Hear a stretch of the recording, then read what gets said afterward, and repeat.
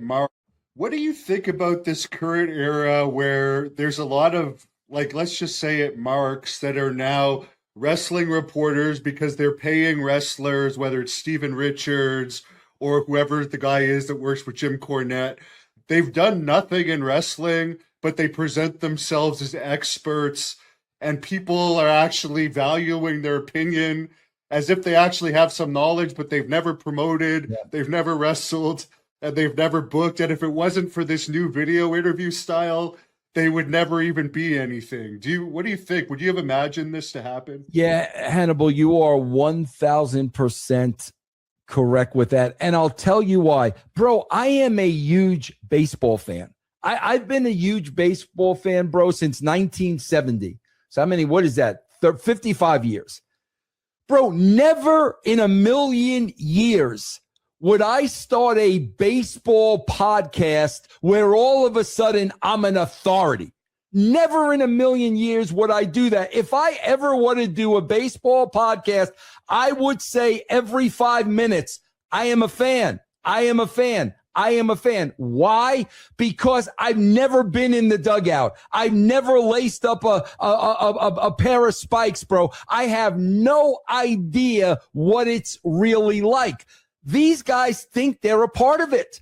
They've actually convinced themselves they're a part of it. And bro, that's fine, bro. If you guys want to live in fairy tale land and the Sean Sapps of the world and really think you're a part of the business, that's fine, bro. But the sad thing is, bro, if you're one of these people paying them money to get their views on a business they were never a part of, again, I'm going to say it. You're an idiot, bro. You're an idiot.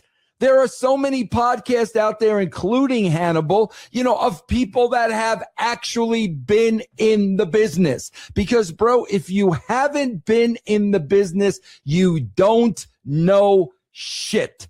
And, bro, like I said, man, as a baseball fan, I would never convince myself or you that I was ever a part of the baseball business. I never was.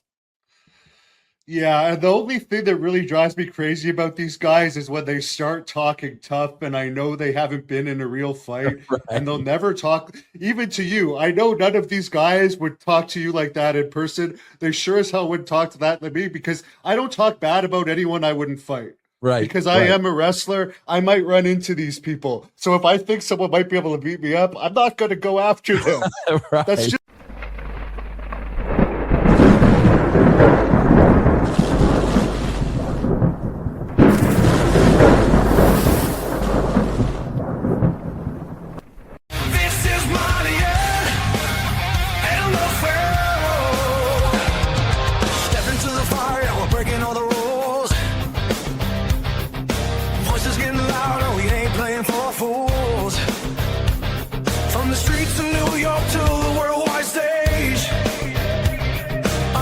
opinions, yeah, we bring the rage. Truth hits hard like a chair shot swing. Legends get tested when the real ones sing. No filter talk, yeah, we say it proud. If you got a problem, say it out loud. Lights go down. We ignite the sound. No backing down when the truth comes out.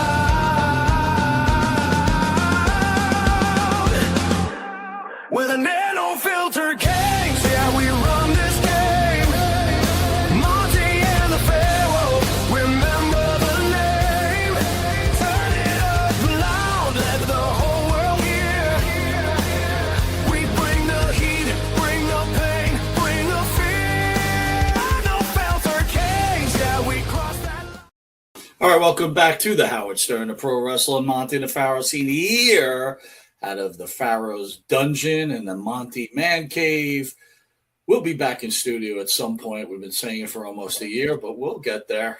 Jimmy and I just working through some logistical situations. Yeah, Jimmy. Yo. How are you, buddy? Good. I heard Hannibal's going to beat up Vince Russo. Boy, I called that one, huh?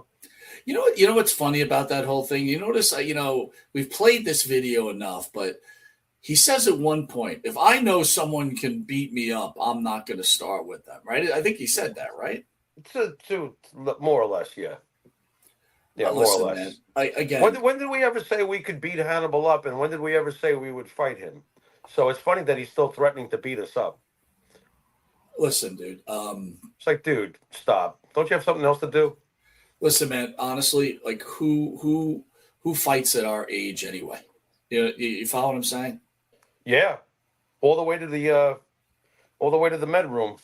I don't know, man. As I get older, Jimmy and I were talking before the show, and first of all, I want to tell everybody, Mikey Whipwreck got booked on a wrestling show, so we had a kind of reverse shows. Mikey will not be here tonight, but his replacement, the president, longtime family member Phil DeCesare, will be here, and we're going to talk about the top 10 pro wrestlers or wrestling figures that influence the industry. Oh, Mike, real quick. Yeah. Speaking of wrestling figures, where's our wrestling figure? Triple Nose has a wrestling figure.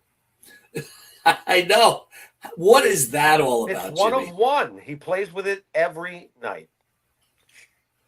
This goes back into the conversation we had earlier. At what point does this shit get a little bit out of... Look, we were talking about, like, if people want to do stuff, it's their art, they want to entertain, it's all well and good.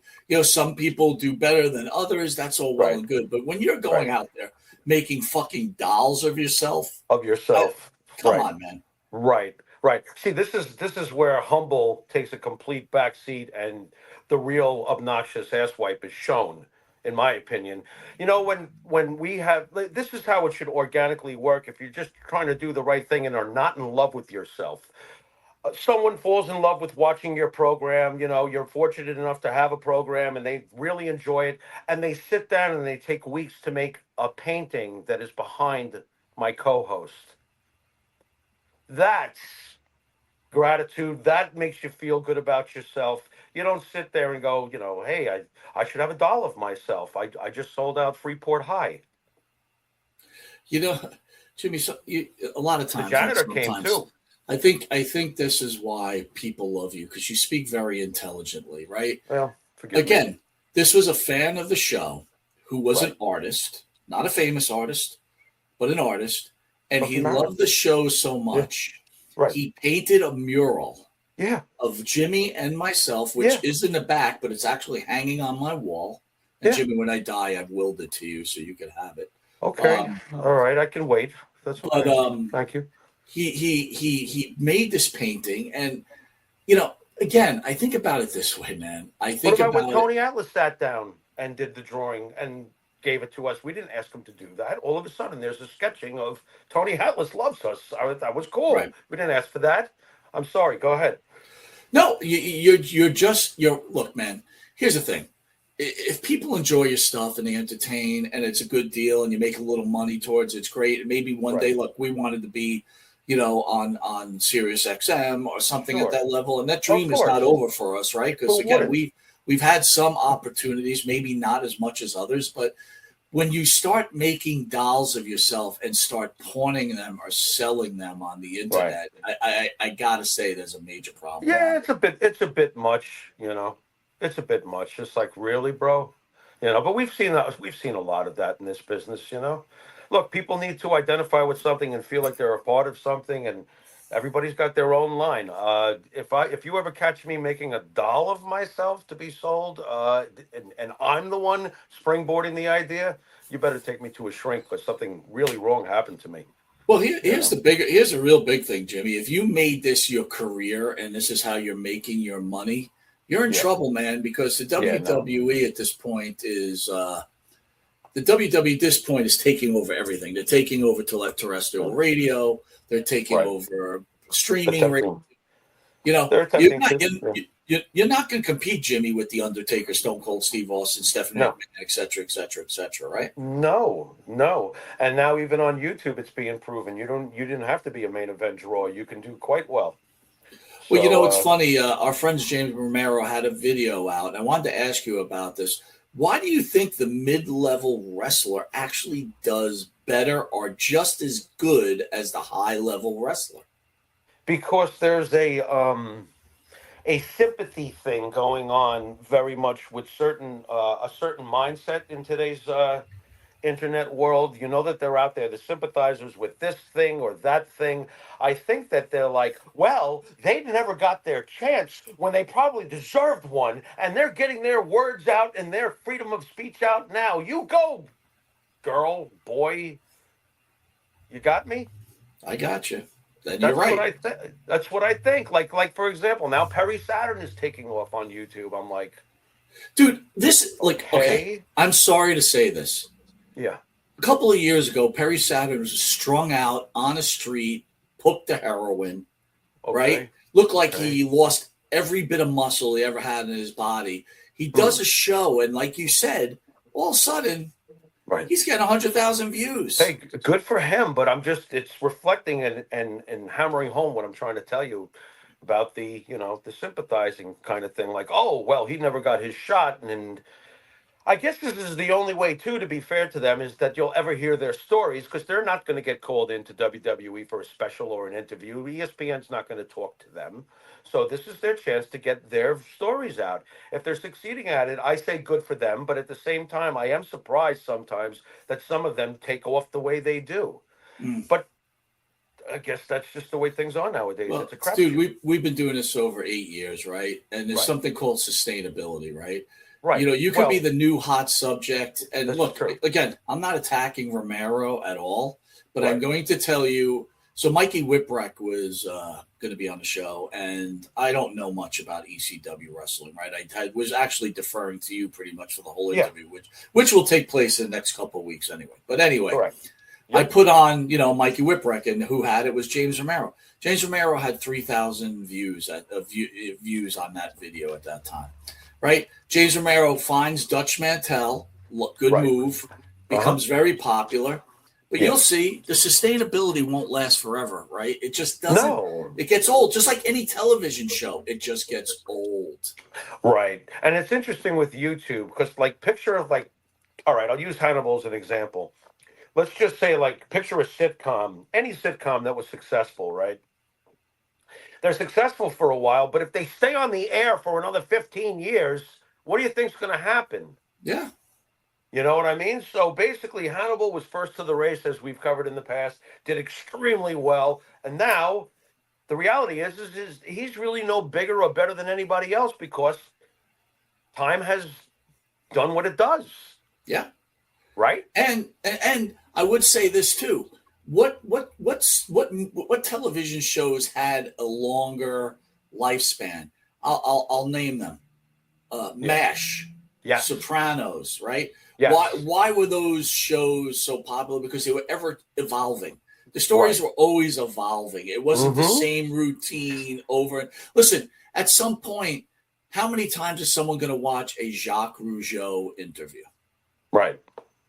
Right. Well, some TV shows stay on too long. I'm sure we could think of a few of those. So, the infamous ones like the Brady Bunch. Here comes Oliver. I think we should have ended it the season before. That's a great point. And then on the other end too, as these wrestlers pass away, right? These older wrestlers, these new guys don't have any stories. What kind of stories do they have? There's nothing going on, and you're not going to get them anyway because they're all signed for deals with the WWE. So, if you don't have anything to entertain yourself with, I don't know what to say. But so do you think that there'll ever come a day where, like, a Kevin Owens, a Sami Zayn, a Chris Jericho, these guys are all available like the way we've had the old timers available to us? No, never. It'll never happen. That's a problem because that ends what we were able to do with our library. That ends future libraries. That sucks. Listen, when we started, right, we had to pay a lot of wrestlers in the beginning, just like every show, right? James Romero, everybody paid, right? Yeah. Chris Jericho's a millionaire. What is $500 going to do, Chris Jericho? Right. Right? What does he give a shit? What you think $500, $1,000 would help out? No, Kevin Owens. What does Kevin Owens need that money for? Right. Sami Zayn doesn't need it either. You're right. That's what I'm saying. It's funny money. You know what I mean? Fortunately for us, like guys like Ron Van Dam, a couple $100 is a couple $100. to him. Right. Not that he's broke, but it's a couple $100, right? No, and Rob Van Dam also likes doing this stuff. But Rob Van Dam is a real kind of guy. He's not a corporate guy. There should be no surprise that RVD is out there and hanging with regular everyday folks too. Not surprised at all. All right. Well, before we bring Phil in, I wanted to get your way in the passing of the great Dolly Parton. We got a trifecta, so I'll try to see if we can talk about the other two as well, because it always seems to come in threes. But yeah, please. Dolly Parton, man. It's funny being Yankees like we are. We're Yankees up here. Here's how important Dolly Parton was. I'll just explain it the way I saw it today. I was on the phone with you. I had to make a pharmacy run, some food shopping. I come back. The electronic billboards that are on the LIE that tell you buckle up, it's the law. Yeah, yeah. You know what it said tonight? And it blew my mind. I'm in New York. I'm driving on the LIE thing, and it said Jolene, Jolene, Jolene. Mm. What does that tell you? Wow. It hits pretty deeply, even though I am obviously not a country music fan, and I obviously didn't have any Dolly Parton albums. Look, Dolly Parton was a major part of growing up, right? She was a huge star. The thing I loved about her the most was her personality, because she was a really good person. They always try to reel her in on politics and religion and stuff, and she would politely explain, I'm not here for that. I have my opinions, I have my beliefs, but I keep those to myself. She came from a good family, and she was just a good lady. A very, very talented musician, too. I remember one time on Johnny Carson, she just grabbed the acoustic guitar from behind the chair and just started singing and playing like a Roy Clark. Well, not like Roy Clark, come on. But that ability to just grab a guitar, sing, and sound absolutely beautiful, you could put it on an album right then and there. That's how good she was as a musician. Love it. So, and then, of course, we have the other two. We've got Mikey, as you know, Frank Beard from ZZ Top. It's weird. In his case, he's almost like the Ringo Starr of his type of music, because nobody ever talks about the drummer, but there he is laying the concrete.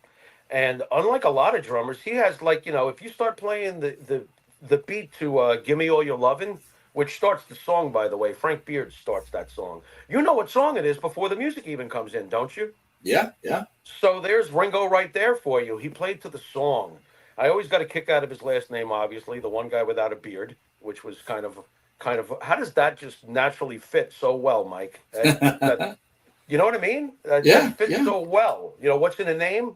Everything. And then, of course, the third one, Tim Curry. Yeah, Tim Curry's a big one. He kind of was under the not under the radar, but Dude. like my wife's like, Tim Curry died, and I'm like, who the fuck's Tim Curry? But then she sends the picture, and I'm like, holy shit, you know what I'm saying? Well, he's one of the guys you didn't know the name of. Oh, actually, I always did, because of two films, and my thing with horror, the Rocky Horror Picture Show and It. Do you realize how many millions of kids for generations afterwards that he gave nightmares to, portraying? Dude, I to this day I don't watch those It movies. They're too fucking freaky. Well, there you go. And of course the Rocky Horror Picture Show. We know what kind of cult status that has in America. Now that you brought it up, I gotta say to you, Stephen King is almost like Bob Backlund to me now. Like, I hated everything about Stephen King growing up. I hated his books, hated his movies, and now that I've gotten older, I'm like, you know what? This guy could write some shit. You know what I mean? Well, here's the truth. I mean, to me, my truth. The two most important horror novelists in the last 200 years is Edgar Allan Poe and Stephen King. Mm. Stephen King is that brilliant. If you look at his library, it will make your head spin. How many movies were turned into his, from his books, and how many great books were never even made movies. He's got dozens. It's ridiculous. Well, I'll tell you, anybody out there, I recommend The Long Walk. It's on HBO Max or HBO. It's a friggin' good movie. But Jimmy, you'd love it. It's after the war, and in order to become rich, you go on these long walks, and the last one that finishes the walk gets the money. Everybody else gets killed. It's a pretty crazy movie. what's your memories of ZZ Top? After all, you and I grew up with MTV. You know what? Of course, ZZ Top, legendary band. Was not a fan, Jimmy. Honestly, didn't Okay. really like their music. Oh, okay. Cheap Again, sunglasses. What are we wearing? yeah, no. Some of the songs I like, but again, Right. if Sharp Jeff Dressed Man comes on again, I'm I not know. like I'm turning it off. You know what I'm But you're saying? not turning off Susudio? Come on, Mike. Dude, I love Susudio. I'm sorry. Susudio is crap compared to. But I ZZ Top. understand, but Susudio makes me want to dance in my car. You know what I'm saying? I do not want to see you dancing in your car. You're usually leaning on the horn. I don't blame you. Stupid piece of shit! Like, this is a conversation with Mike, by the way. Like, we're talking about something. Man, you fucking idiot! Nobody knows that. Oh, here comes another guy cutting in front of me. Oh, might as I well know, make Jim. two of you. I hate when I do that to you. I hate when I do that to everybody. Oh, I'm it's just like, hilarious. I can't control myself. Yeah. Bart, one time, I had butt dialed him and I was yelling at somebody in front of me. He put Sinners Never Sacrifice behind my rant. He like made a tape. It's the most That's amazing funny thing as ever. shit. And the guy That's had a Met great. plate, so I'm like yelling, fucking Met fan. Oh, it was unbelievable. All right, man. We're gonna bring in Phil now. Before we hit our top 10 most influential. Phil, how are you, buddy? Hey, good evening, guys. We're just islands in the stream around here. How you guys doing? All right, man. I'm gonna pull this banner down. I'm gonna try. See what I can do here. How's that? There we go. Sorry, Jimmy. All Let's see if I can switch you guys though. Hold on. Look at that! Oh, right, I'm Alice in the middle now. now Nice. Alice in the middle. So Phil, Jimmy brought up earlier, a friend of yours passed away. Can you tell us a little bit about it? It seemed like a very, very interesting story and a very interesting picture. Yeah, a great guy. I've known him for 2 decades. Steve, he's was a veteran, certainly. And as I described him, probably the most alpha dude I've ever met. And, we've all been in the gym and we've all met these sorts of people. But this guy, just something special, I mean, the kind of guy you want in a dark alley, the kind of guy you want during an apocalypse, the kind of guy, obviously, you'd want during war and during any tough times. And kind of a larger than life character, helicopter pilot, grizzly bear hunter and killer, just everything. And then, despite all that, we're all mortal, and we all feel pain, and we all miss him right now. So thank you for giving me the chance to say that. The funeral's tomorrow, right after I get off the show, and we'll be laying him to rest. And a big surprise, let's just say, a very big surprise. But I think the lesson here is always check in with people. Okay, no matter how strong they seem, check in, and don't take anything for granted as far as, the people in your life. And, we were blessed to know him for a long, long time. And, when I say he was like a real life action star in many ways, I mean, he really was, just a 300-pound, hulk of a dude. And, but with just the most sensitive too. So, just another one on the other side now. And, we're getting to that point in life, guys. I think we all know that we're knowing as many people on, the other side as we are on this side right now. And, you want the numbers to be skewed a little better towards this side, It's funny you bring that up, Phil, because it's like, look, me and Jimmy talk about this all the time, right? Try to do the best we can for ourselves, right? Try to, to the best of our ability, try to keep yourself in shape or whatever else. But, it's funny when you're in your 30s and someone would die, you found out they died. The first thing you'd say is like, "What did they die of?" Right? Like, you had to figure out. Now it's like just this for me anyway. I'm just speaking for myself. It's this overall feeling of sadness. Yeah. It is that. Yeah, the questions are always secondary now, and we're just losing so many people these days. It's a tough world right now, I would say. And I've always said we're under assault, guys, whether it's our food, whether it's our air, everything else, man. You got to do your best to take care of yourself because no one else is going to do it. You don't rely on the government. That's for sure. That's for damn sure. All right. I want to. But it's great to be here anyway. It's great. It's great to have you, man. God love you guys. It's an honor. So and happy to see everyone out there. in the chat. It's funny, Mike, because he's talking about this. I'm thinking about the kids in our neighborhood, and I could within a 2-block radius, the 4 of them are gone already. So Yeah. Yeah. Yeah. that's yeah. I mean, it's, I've grown numb. It's terrible, but I've grown numb. I think the ultimate kick in the balls was last year with Ozzy and Hogan back to back. Mm. That was like, okay, for me, that was like, all right, how much higher are we going to go here? Will Paul McCartney on deck? You know what I mean? Like, in general. Can I say something without sounding completely nerdy? Yeah. But I haven't recovered from Hogan passing away. So No. I it hear you. still I don't believe bothers it. me. Yeah. There's nothing wrong with you. There's nothing wrong with you. Listen, I still don't accept that John Lennon is dead. What year is this? Yeah. I went to the park and buried a picture of John at Burley Park that night. My father and I wept. It's not going to change. It's always going to be there. Every time I put him on, he's in the room. Musicians have that capability, though. Let me ask you guys. Phil first is what death of a celebrity was your worst? Oof. Wow. Oh. That's a great question. Break out boy. the Rolodex, Phil there. Yeah. Well, I mean, wrestling, I would, if it were wrestling, it would be Owen Hart, certainly. Yeah. But Hogan's up there. His whole career's been about immortality, and he's looked so good for so long. And I almost believe it was like obviously an accident, but it wasn't meant to be. I feel like he was not supposed to leave us this soon. There's just so much left for him. Mm-hmm. So that hit hard, Mike, and I can understand that, and I can understand why you feel that way, because he was it when we were kids. Yeah. It's fun, Mike. When you saw him, in hindsight now, of course, he only had a couple of years to live, but I got zero read that he was going to go soon. And I'm usually good with this stuff, unfortunately, as you know, Mike. Yeah, sure. So I got zero read that Hogan would. We went to go see him because we understood he's in his early 70s. We should go see him. But I didn't get a vibe when I saw him like, he's gonna go soon. Didn't have that vibe at all. Did you hear that voice resonate through you? Some people who've met him have said that, even big grown men, when they hear that voice resonate through them, it just kind of does something, That's funny that you say that, because you're taking me back to the moment where I shook his hand and I said what I said to him. I felt that he's like the Beatles to professional wrestling, the way he shot the whole business into another stratosphere.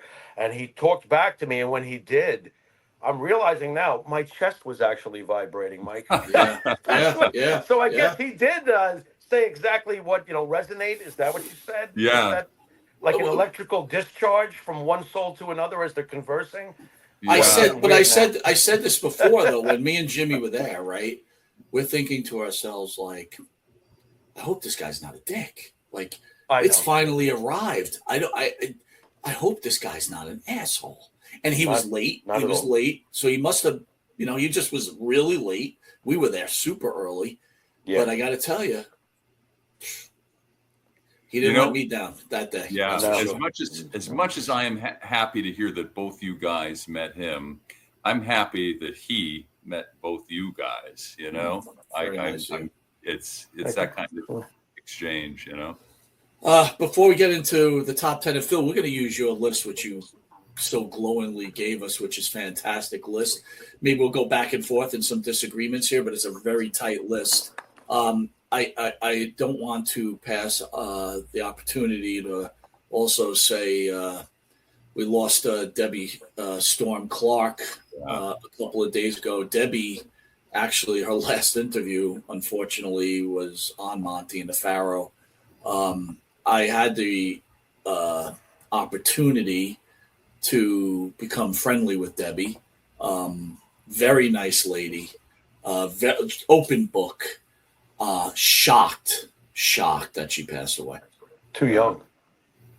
Someone so athletically elite too, which she obviously was, is still a shock too, and again, still really, really young, and she looked, I'm sure she kept herself in pretty good shape. The one thing I got to say, guys, and you look, Phil, you've been around it. You've had the curtain peeled back. Jimmy has had the curtain peeled back. I've had the curtain peeled back. Bed sheets too. Yeah, that's for sure. And I'm thinking to myself, like, very funny, Jimmy. Hey, I'm glad you caught that. I did. I just was trying not to like laugh about it, but that's pretty funny shit. Oh no, it was intended. You can laugh. Go Okay. But I gotta tell you, man, at some points I'm like, God damn, these people fucking crazy, man. Yeah. Oh, I always knew I was nuts. Now I know that there's worse than me. Wow. It's comforting, isn't it? And distressing. Wow. Phil, in your time meeting like these wrestlers behind the curtain, were you always like, oh, they're still my heroes? Or are you like, yeah, they're a little bit crazy? You know, you hear the stories, the plane ride from hell, the flight from hell. You hear all these things that went on back in the 80s that some of our favorites are involved in. And you know what? You realize they're no better than us. In many cases, they're a little worse than us, I would say. Yes. Yeah. But again, like you said earlier, too, these guys and gals today are not going to have any fun stories to tell at all. I just, I know. It's going to be like, oh yeah, me and Roman, we went to the deli and had a healthy salad, and we went home and worked out. And took a nap. Good interview. Wow, that's fantastic. We took a nap. Yeah. Took a nap. All right, I'm going to bring up one of Jimmy's favorite people, Sam Roberts. All right. I'm going to play a video for you guys if you don't mind. I played it for Rip Rogers on the last show, but I really want to hear you guys weigh in on this one. It seems like our friend Sam has a sister-in-law that's homeless, and she likes to post stuff. So let's listen and let's talk. I just think it's kind of funny the way nobody's brought it up to my brother-in-law, and like he continues to sweep it under the rug that I exist, and like nobody finds this to be like disgusting. Like they're like, oh yeah, like you're really saving the big bucks by letting your sister-in-law sleep on a park bench. Pinkies out, babe. Like, is that what's upper echelon, is to let your family members sleep outside in the fucking rain, dude? What do you guys think of that one? Hey, Mike, I got to ask you, did Sharon dye her hair? Sorry, Phil. That's an inside joke. It's an inside joke, but a very inside joke. I got it. Someone you know quite well, huh? Yeah. So let me ask you this: does Sam Roberts owe his sister-in-law at least a couch to sleep on? I don't know. Go ahead, Phil. It's all yours. Pharaoh laying it right out there for Phil. Here you go, Phil. Phil. It's on you, buddy. What do you Moral think, big guy? questions. My goodness, does he owe her a couch? Hey Phil, do you let I don't know. your relative sleep on a park bench if you can help her out? You're working for the I take anyone in, Jimmy. You know that. No, I You don't. know I haven't knocked at your door yet. Don't you start. You're welcome anytime. You're welcome anytime. What's my podcast? Phil, I'll even come down and grab. I'm Looks like here. you're a Do Red you have Sox Salisbury fan, Steak man. TV dinners? That's the big question. You have to go to the Red Sox with me, though. That's the catch. Oh, no. that's the thing. You can't do it. Sleep No, on a That's park the bench. catch. But no, in this case, you don't know what you're dealing with here, guys. You don't know the family dynamic. You don't know what this woman is all about. You know, That's you don't know if she doesn't need some kind of help. You know, of the mental variety. You know, That's what the it's inside joke was about. We have no idea what this chick is like. None. Yeah. Yeah, Mike, it could be one of those, like, we've covered in the past, when you've got a friend who's so fucked up, you just go, what the fuck? Whether it's a relative or a friend, it's still a person who's driving you nuts. We don't know. The thing I find amazing, is like, I'm sorry, I think to myself, first of all, just go get a fucking job, right? But number two, let's put that to the side. You have no money, you're sleeping on a park bench, but you got to make sure you still have your phone. Got to make sure you have your TikTok account going, true. Right? Got to make sure that's going on. Doesn't matter that you're sleeping on a fucking park bench. Got to get that dopamine. Leave it to Mike to point out the obvious. That is true. Who's paying for your phone bill, lady? Yeah. And again, you've got this lady's got a certain set of tools. There's always a taker. You know what I'm saying? The rent can be paid. The rent can be paid. Is all gas, grass, or ass. No one writes for free, right? That's it. That's right, Phil. Now, if she had come on and said, I'm just angry at the world. My no talent brother is getting ridiculous paychecks to suck balls. I suck balls. I can't get a dime. I would have respected that a little bit more. I got it. All right. So, Jimmy. Yeah. You're clear what you think of Sam Roberts. Phil, do you think Sam Roberts has talent? Do you like listening to Sam Roberts? Oh, Phil, you better not play Switzerland I've on never this. felt compelled. I might have. You know what? I've seen him live more than I've seen him on screen or listened to him. He's been at a few fan fests, and back when he had that Simon and Garfunkel, I think he had the Garfunkel do back then, didn't he? Didn't he have that? Yeah. No, I don't find anything compelling. Again, here's my thing, guys. How old was he in the 80s? How old was he in the late 70s? What did he see in real time? Okay. We've got the perspective. We've got everything we've seen has been in context with the times too, the times that we saw it. So, well, shouldn't an announcer have some it factor though too? There's got to be gravitas. Have some it factor. Otherwise, what are you listening to? Who are you? Not that he's not good at his job, because he is. Mike, are you familiar with Kevin Kelly, who did Ring of Honor? Do you know who Kevin Kelly is? Yes. He's fine at what he does, but I feel like he's very bland. He's like the bland JR approach, if you will. There's like a. Oh, by the way, Kevin Kelly's coming on in a couple of weeks. You're a dick. I'm serious. That's a shame. Now I'm fucked. Now I'm cornered. Now I got to be like the great Kevin Kelly, ladies and gentlemen. It's kind of like me with the great Vince Russo. I'm like, okay, look, I guess I'm not going to attack this guy. All right, go ahead. Phil, what are you saying? All right. Hey, Kevin Kelly's good at what he does, but he doesn't draw me in. Right. Mike the Rock used like to call that him Hermie.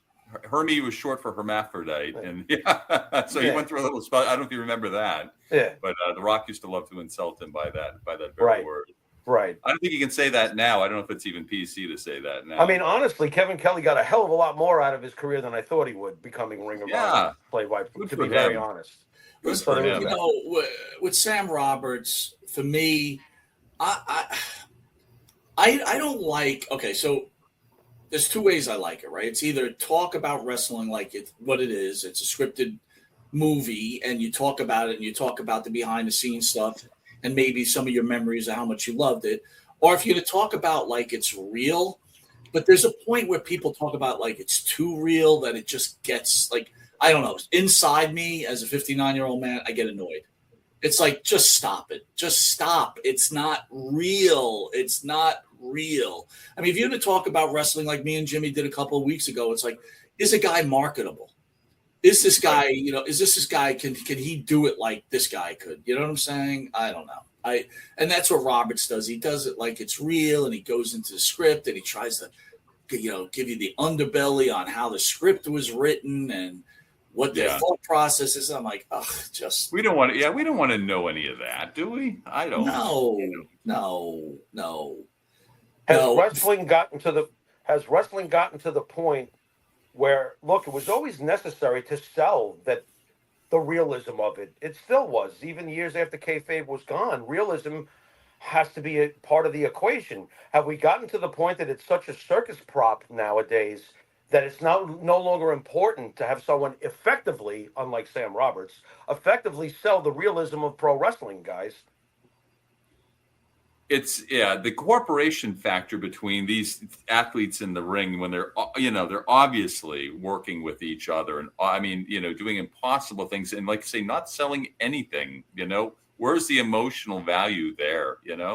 It's it hasn't been watchable really for a while. There are exceptions. There are good exceptions out there, certainly, but Mike, to be more direct, do you think that there's an announcer that could pull off still making you feel like this could be real, like the magic you used to feel? Is there anything like that could still exist? Here lies a problem for a lot of people who are the family of the show and the three people right here talking.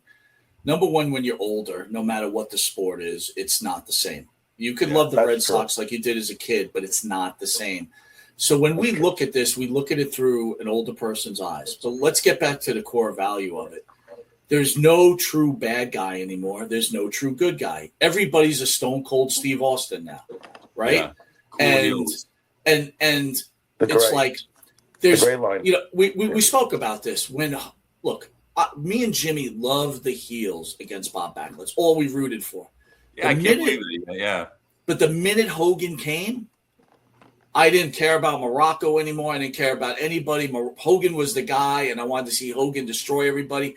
And listen, you're talking to a guy that was supposed to go on a date at 11 o'clock at night. Saturday night's main event is on, and Morocco holds Hogan down, and Bundy breaks his ribs, and I can't even concentrate. So, I'm going out to get laid. I couldn't even get laid. I was just like, I can't.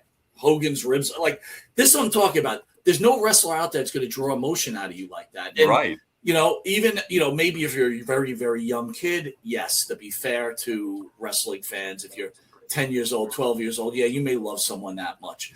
But, the 30-year-old, if you're that into it, there's something fucking wrong with you. I'm sorry. You're fucking whack. You're whack. And that calls upon, we've seen these videos, these reaction videos of, remember, of course, the classic guy crying when CM Punk came back. Oh my God.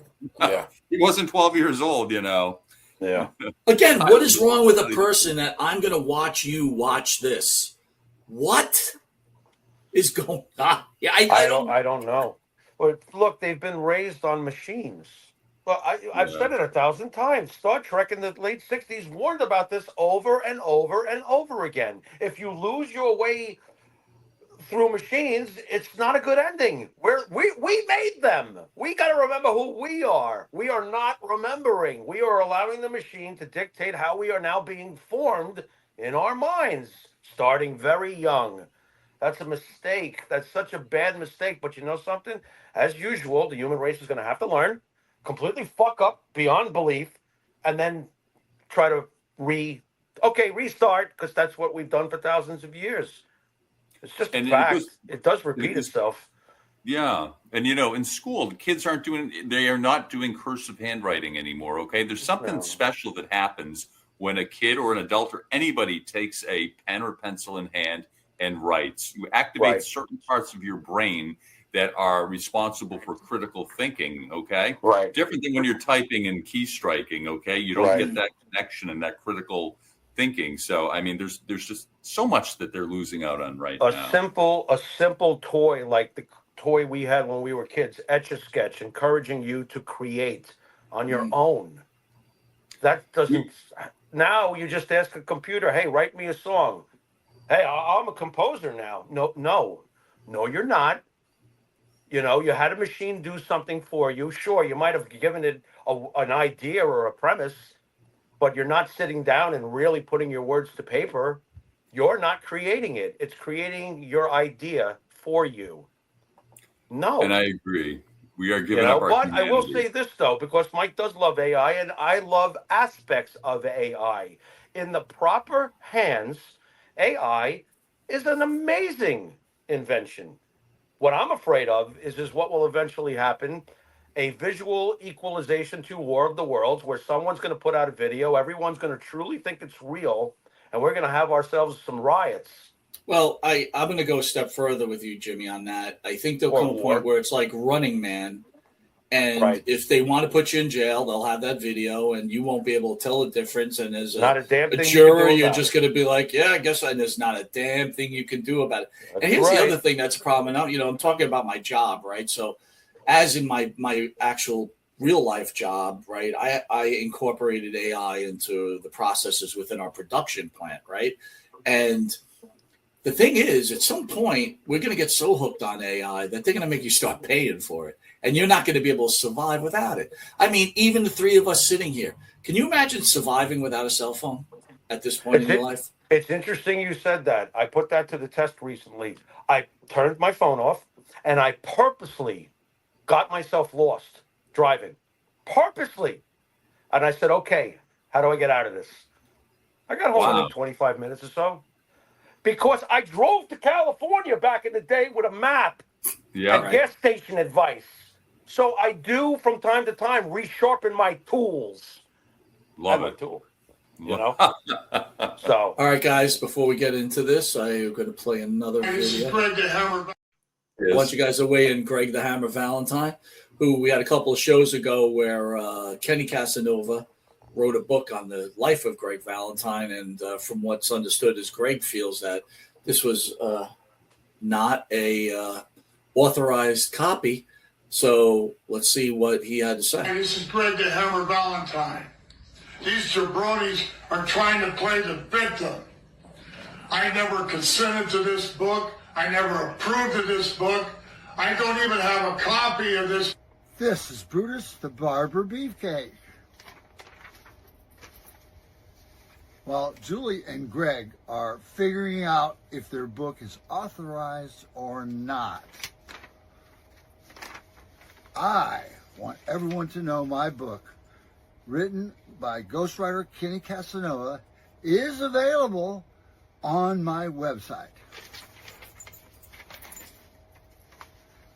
Hold Up Book.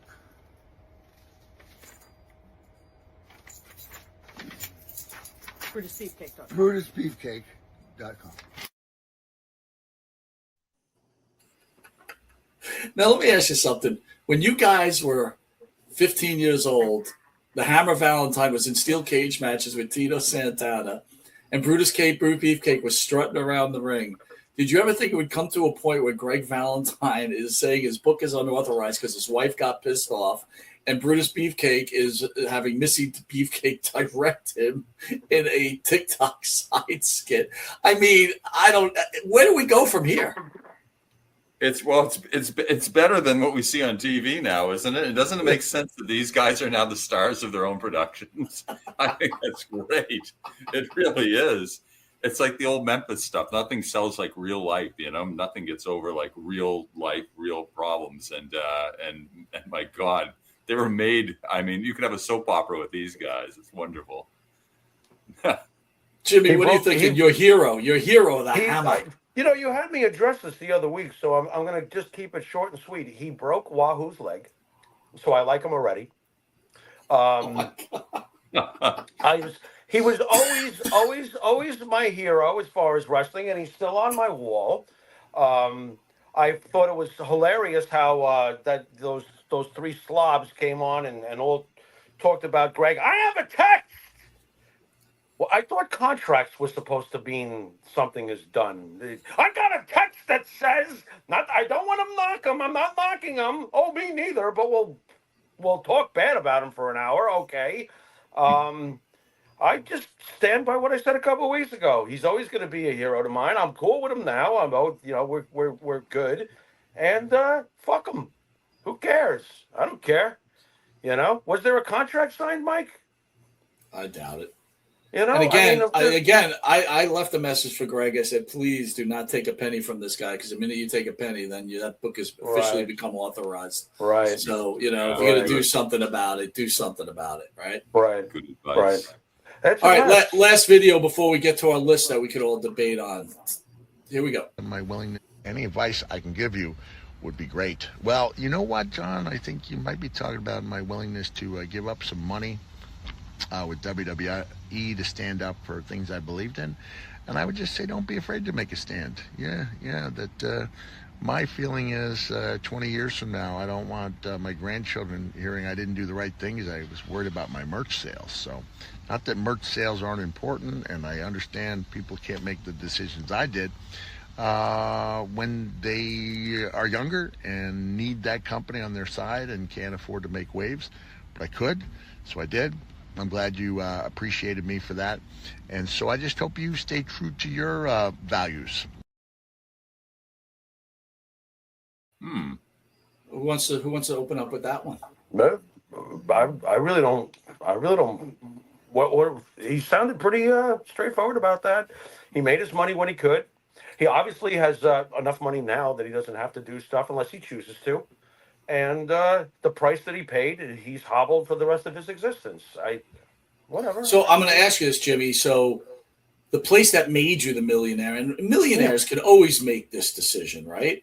They've got the easiest way to make this decision. So, you're making the decision against the place that made you a millionaire. And look, did he have a part in making himself a millionaire? Absolutely. He threw himself off a cage. He did some good entertaining stuff. Right? Absolutely. But, again, this is another example of the left leading the world and giving their opinion. And before I go to you, Phil, I'll say this last thing. he spoke about his grandkids, and he doesn't want them to see that. Well, when you were shoving up, kendo sticks up women's twats in ECW and on the Indies, what about that? That was okay? Or the shit you saw in WWE back in the day, but when you were making the money, you kept your mouth shut and put, you put your head down, just like the rest of these motherfuckers. So it's like, I get it. I understand why you would put your head down, but now to stop preaching. This is my problem. Don't preach 40 years later, 20 years later when you're out of the mix. Just like Mancini, the rest of them. You would have impressed me if you would have did something then. You didn't do something then, and you were part of it then. Phil?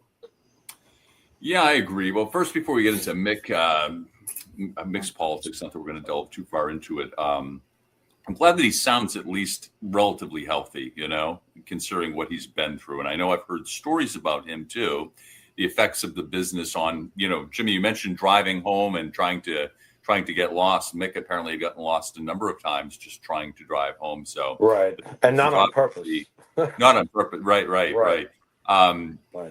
So Mick's a little shaken up, but I agree too. He made his bread and butter with the company. And again, we're talking about a Hall of Famer. We're talking whatever you think of President Donald Trump, major factor in the development of the then WWF, and let's not forget that he basically let Vince hold several WrestleManias at his facilities, and major fan, I think, certainly in the New York market, and again, he's a Hall of Famer, and rightly so. So I agree with Mike, though.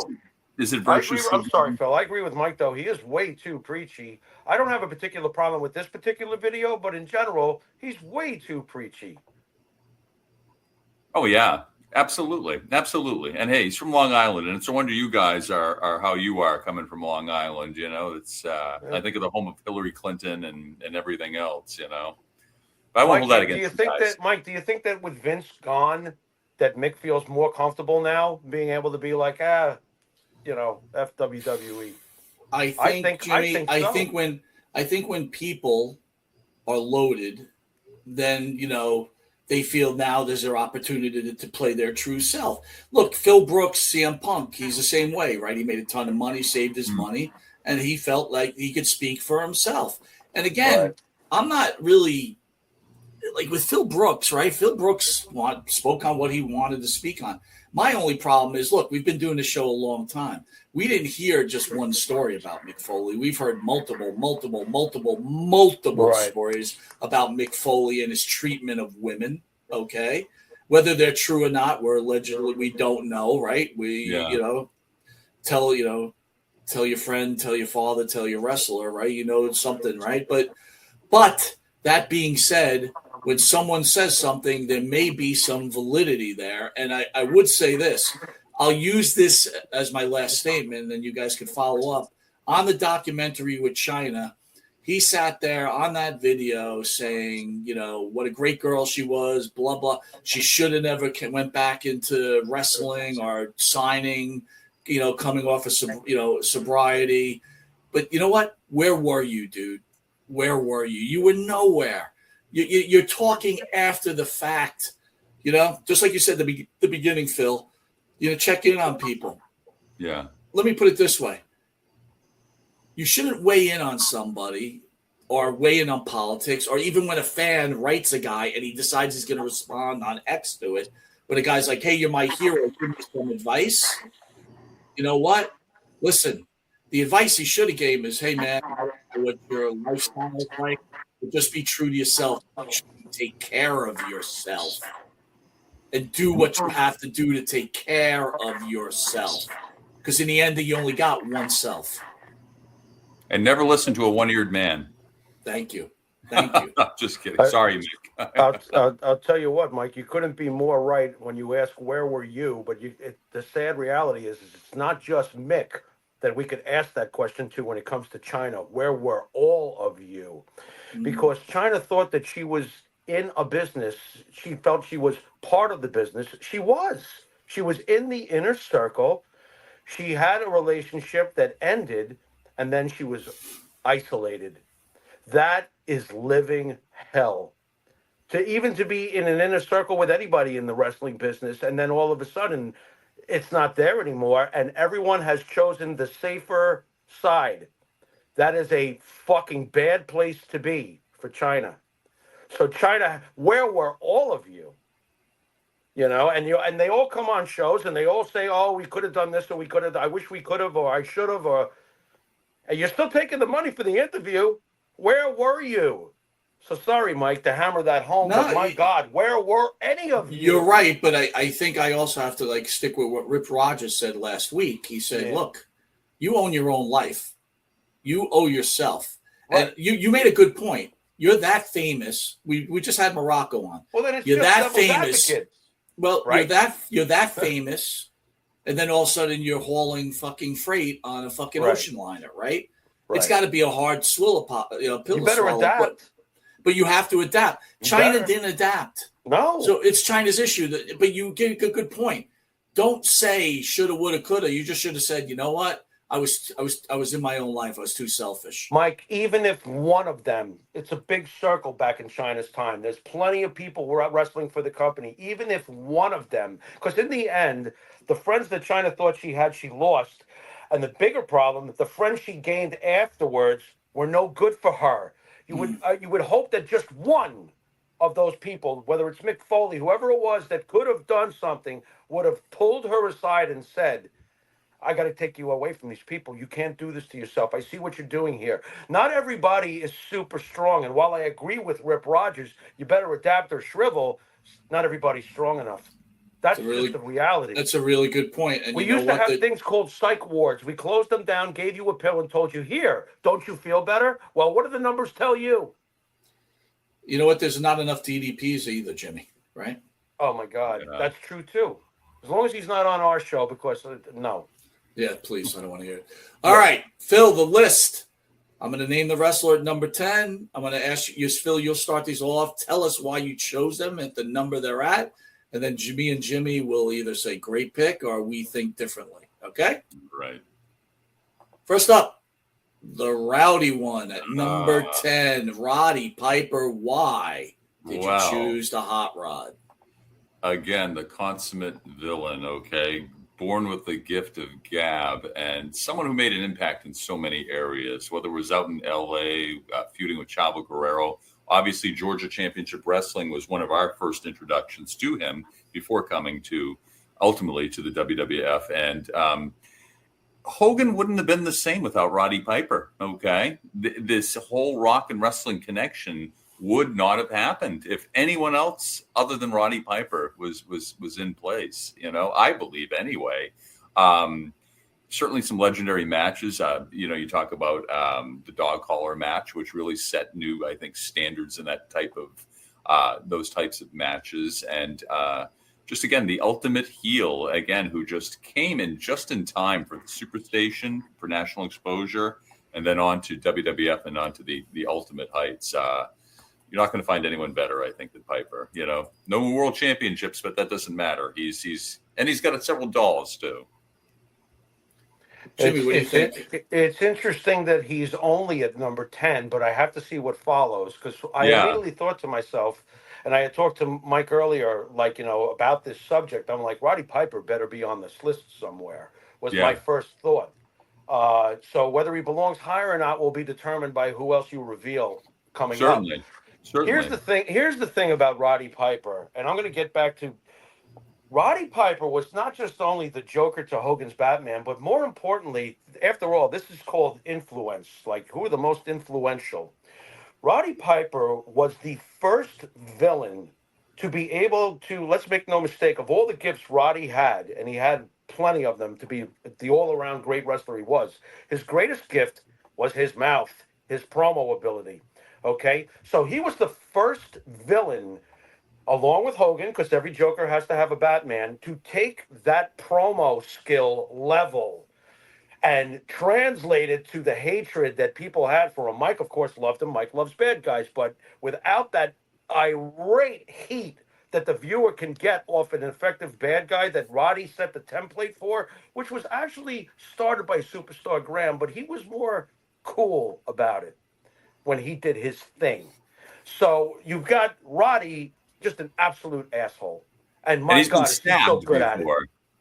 Yeah, I mean, he's gotten such heat. He's been stabbed by fans. It's before. ridiculous what Roddy did, and without Roddy, and Roddy was almost like the first, if you think about it, loose cannon. Okay, he really was. Who was his biggest influences that we see today? Influence. Getting back to the key word in this countdown, CM Punk, MJF. My God, Roddy Piper, Ronda Rousey was wearing the jacket when she was breaking barriers, doing the MMA into the fire. Come on. This guy, Brian not to Pillman. mention the fact that he was in They Live. He also transcended that thing. Yeah. Roddy Piper definitely deserves to be on this list. Absolutely. I just don't know if he deserves to be higher. We'll find out. It's great points, guys. I'll say this. Being a WWE guy, Phil had brought up Georgia Championship Wrestling. When Piper came to the WWE, we knew who he was from Georgia Championship Wrestling. You know, when Paul Orndorff came, we knew. You know what I'm saying? And we were excited. And, you know, again, you're right. Hogan's not the same. Hogan needed Piper. And Mike, look at all the talk shows that followed after Piper's Pit. Oh, yeah. Oh, yeah. Absolutely. Come on. Listen, there was a couple of things in the WWE I looked forward to every Saturday. One was the Superfly coming off the top rope. How ridiculous is that? Didn't matter what that entire match was like. All you wanted to see was the Superfly.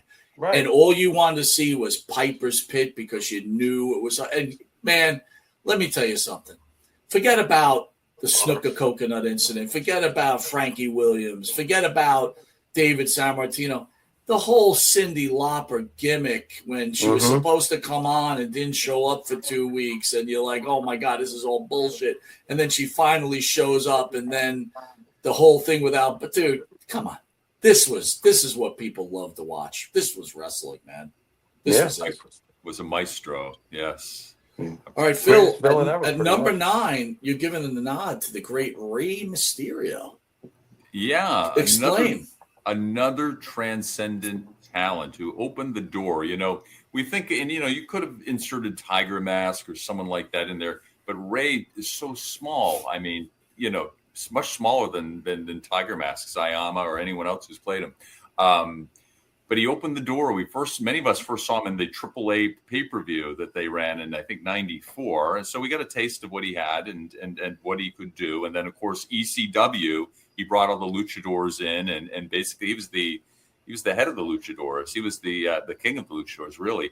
And to take it to the WWE and to take it to the main stage and to win the title and to do something just a guy who's 5'4" and 160 pounds. I mean, that might be par for the course today, but back then it wasn't. So he did a lot of things, I think, for the style, for the smaller performers, and just amazing. Has a lot of credibility with his colleagues, and and again, he's a masked wrestler too, which is some of it. I mean, we could have gone no maskers. We could have said El Santo and everything like that, but I think Ray is very special, very special. Yeah, it's interesting. I can't deny him a spot because of his. Listen, outside of the United States, at least traditionally, we've always known that the other true hotbeds are Japan and Mexico. And Rey Mysterio is clearly the greatest Mexican wrestler, obviously, to come out of there at the end of the day. So he has to get a spot, I would think, on this list. However, it's strange with me because when you say influence, I think to myself, is Ray more of a trendsetter than an influence? Yeah. Or is he a true influence? Because when I think of influence, I think of it, I'm going way back, I think of Antonio Rocca, who was wrestling the way nobody was doing it then. This is way back where he's doing aerial things that nobody was like, what the fudge? Mascaras before Ray. I don't know if you'd agree with me, Mike, but I think that Mil Mascaras and Santo were clearly like the San Martinos before Ray rewrote the book. Yeah. And again, the size factor too, opening the door for, I mean, really, whether we like it or not, I mean, we know it, we love it. It's a big man's game, but he certainly did help a lot of people. The old school fan in me wants to say, because when I think of Mexico, I think of Mil Mascaras, right? Yeah. Right. But you know what? When you talk it out like this, you go, yeah, he's got to be on the list. Yeah. He was a major influence on professional wrestling. He may not have been the GOAT, not the GOAT, the OG or the originator, but he Right. was the guy. And yeah, it's a great pick. And I like both your explanations. But Phil, doesn't that open up a can of worms though too? I mean, I can hear people screaming about Jushin Liger. I mean, I can hear. Yeah. Well, I think there. That. No, Jushin Liger. No, indeed. He opened Monday Nitro with Brian Pillman back in the day. That was the first match ever, which is pretty. Plus what he was doing in Japan. He was writing the book over there before Mysterio was doing stuff. Yeah. Well, I also think that his career being cut short was a factor maybe in that too, the neck break and everything else. Well, you know what? Regardless, it's a good debate, but Mysterio is still the top name here, so I would have to agree with you one way or the other there, Mike. And I dare say he sold a lot of merch as well. I would. Oh God! You know. Well, that's what it's all about, the merch for sure. Yeah. Number 8, the great Andre the Giant. Phil, why Andre at number 8? You know, I could have ranked him higher, and I actually thought of that originally. I mean, if it were a list of favorites of mine, he probably would be at the very top. But again, his rise to fame was in the 70s, okay? And as we all know, having lived and grown up in the 70s, took a lot more to get your name out there, okay? So, and being a crossover kind of star, Andre, even back then, from The Tonight Show to the $6 Million Man to the BJ and the Bear, Greatest American Hero, all these shows, Princess Bride, just transcended everything. And again, some obviously talk about airport tests, you know. He certainly did, you know, certainly passed that. But again, the draw that he was, and just he should probably be ranked higher. And the only reason I didn't is because you can make such compelling arguments for the people who are ahead of him on the list. But as far as how long was his actual wrestling career in the States as a higher performer, not the later years? Yeah, I'm going to say from 72-ish maybe to whenever his last run with Haku, maybe 87 or 88. Or I don't count those. Right after the Warrior. Right. Yeah. And Savage, I say that was it. Right after WrestleMania. He gave you about 15, 16 years. Yeah, that's a long career. Then he had a long career. You know what, Phil? I struggle with this one because again, influential or most important. Andre to me falls into more important. I'm not going to disagree that he's on this list, though. By the way, so let me get that out of the way. But important. Here's the problem. When I think of influence, I think of what wrestlers came afterwards that patterned themselves. Here's the thing about Andre. We never saw anyone like him before him, and we've never seen anyone like him, truly like him, since him. So that's where I go influential. Okay, how important and a huge factor in the influential things that happened in the business puts him on this list. But whoever was able to emulate him, and how many even tried to emulate. Many failed. Yeah, many failed. But he did Andre the Giant. It's not like Bret Hart, Shawn Michaels gave us years later, the Daniel Bryans, and now we've got Will Ospreay. We've got all the technical guys and stuff like that. Where is another giant? Again, there was no one like him before him, and there's been no one like him since. Yeah. Well, he had the look too. I mean, it was a look. It wasn't just the size but he belongs on this list, not just for the contributions to WrestleManias and stuff like that, but for what you mentioned. And Mike, this guy was a TV star before Hogan. Yeah. Again, you guys, I could sit and listen to you guys all night, just keep my mouth shut, because it's like your points, both of your points are great. I do say this. It's hard to influence someone to be a giant, but if I would say influence, how many people wanted to become wrestlers because of Andre the Giant? Oh, probably a ton. We know Big John Studd was very influenced by Andre, and the stories go that he would take all these measures to try to get as big as Andre. You know, we hear stories of HGH and all these sorts of things because Ken Patera told us stories about that, and I've heard from Killer Kowalski the same thing too. His probably he was taking a lot of that HGH, and Patera claims that Stud actually grew in height a little. I don't know. That's possible, but he wanted to be the next Andre, and that's why there was real heat there, But Stud saw that Andre as an influence, saw that he could, be the big time, and that's what he did. Speaking of that, maybe you guys know the story. I remember I was in the military, right? So I used to get the tapes of the matches way after they happened. And remember when they brought Stud back as a referee, and then he became like a good guy, and then he was in the Royal Rumble with Andre? What stopped that feud? What happened? Did he get sick, or they just got rid of Stud? Good question. I don't know. I don't know that he could get over as a face as well, for being a heel so long. But I mean, that's the way they were going with it, right? They were going to go Andre Stud, Stud the good guy, Andre the bad guy, and then it just died on the vine. Didn't Andre have problems with John Studd? I used to read stories and hear stories that he didn't care for work. If Andre didn't care for working with you, he was only going to do so much. Oh yeah. You scared the shit out of him too, I guess. I guess Stud was. I was thinking, guys, do you think that a guy like Andre, getting back to we've never seen anybody like him since, do you think a guy like Andre could even exist today with the way the fans have those physical expectations of matches with everybody flying all over the place and all this stuff? Do you really think a 7-foot, 500-pounder who moves as slow as molasses is going to somehow get to the level that Andre did? Here lies the problem, Jimmy, I think, is the booking too, right? So the one awe about Andre, if you remember when we were younger, a lot of times, even when we looked at the wins and losses, right? Yeah. Remember when I go to your house, we'd be like, hey, did Sergeant Slaughter beat Backlund at the Spectrum? What happened there, right? Andre, whether people want to argue or not, was the undefeated guy. So the whole aura around him was this unbeatable guy, right? Years and years and years. I would say if Andre is around now, they would be so hot to have him lose at some point to some star to make someone over. Changed. It wouldn't last long. It wouldn't last long. Because the model has changed. There it is right there. There's your answer.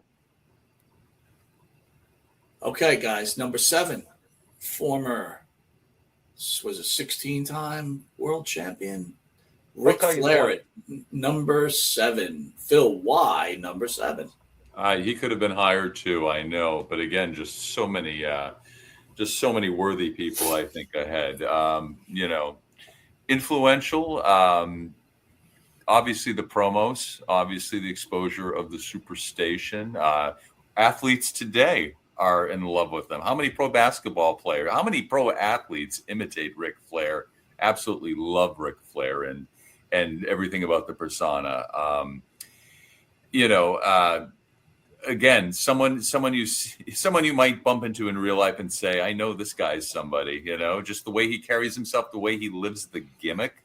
Again, I think that taught a lot of people that, you don't have to turn it off as soon as you leave the building. You can kind of keep that thing going, all night long. And so definitely very, very, very, very influential, I would say. And again, probably ranked too low on the list. I understand, but that's where the arguments are. That's what I think.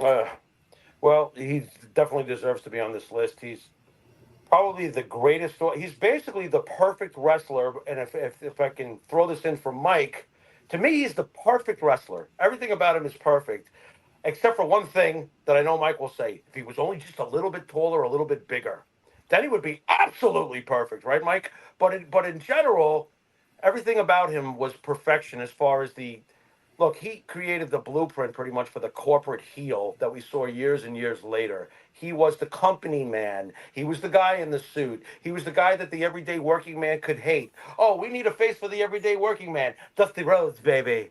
The whole thing is just so perfectly constructed.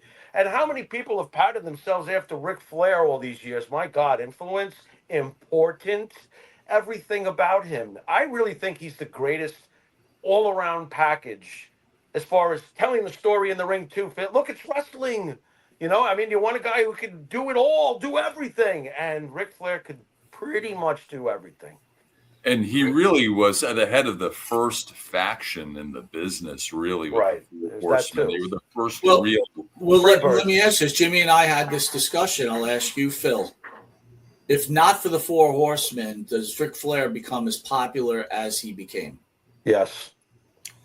I agree. Yes, yeah, he was on his way, and what he did, and you know, maybe he enhanced his popularity a little bit, but he certainly brought Arn Anderson up with him, Tully, Ole, even, you know, as well. Really brought them up to his level for a little while. So yeah, no, Flair was there. Flair was going to get there no matter what.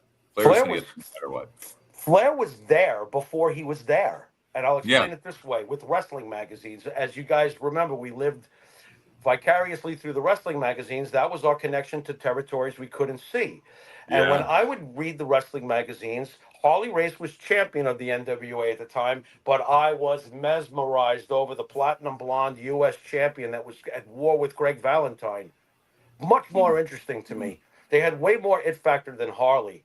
So Rick was already there, like Hogan was before Hogan became Hogan. Hogan was already so over with me that I wasn't interested in what Bob Backlund was doing when Hogan first got there with Blassie. I was like, whoa, Hogan.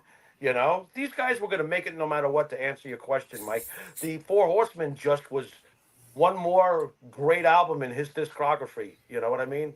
You know, Jimmy, Phil, to me, Flair was big enough. He had the mic work.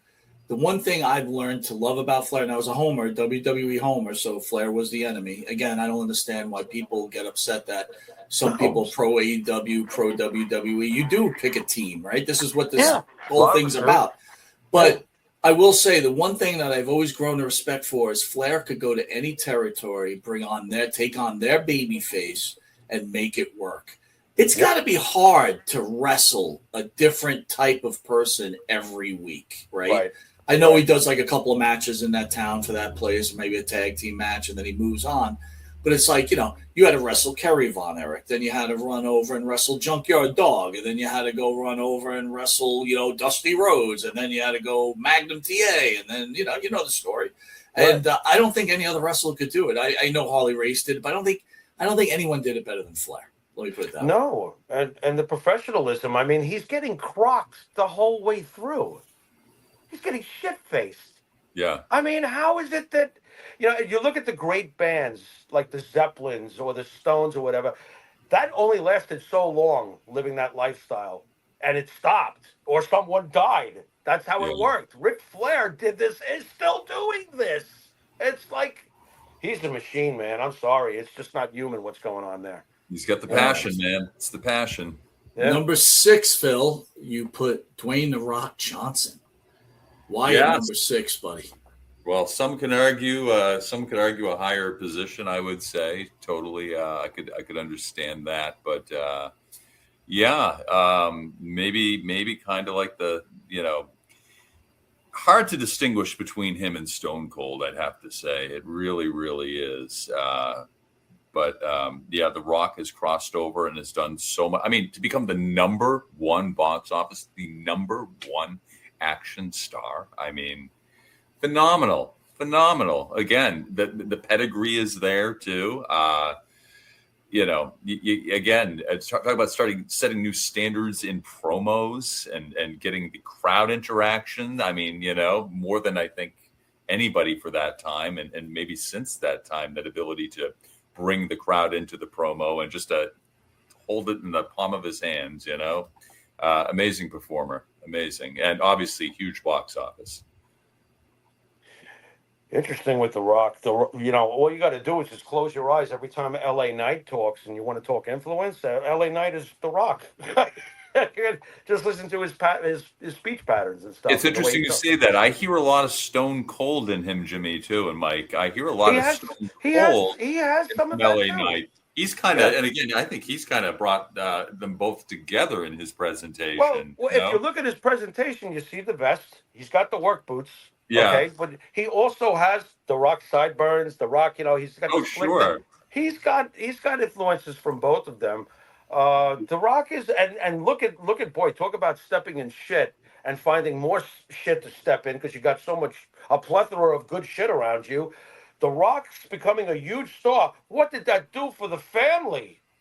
Roman Reigns and the rest of them. I mean, are you kidding me? Without the Rock's, star bearing down on that family, is it quite the same?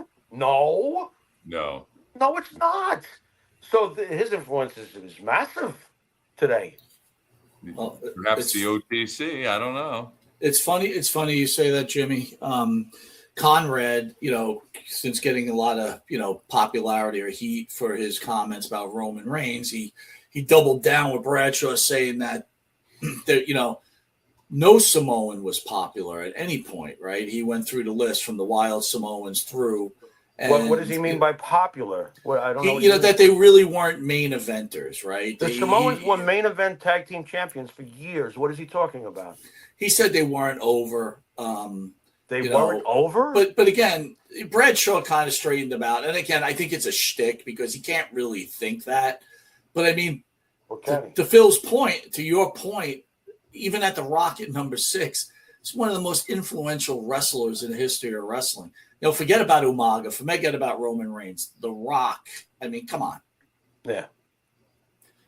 All right, number 5, Phil, you put right behind him, Stone Cold Steve Austin.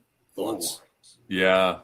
Well, merch aside, I mean, you talk about the advent of the cool heel. Would we have had The Rock if we didn't have Stone Cold first?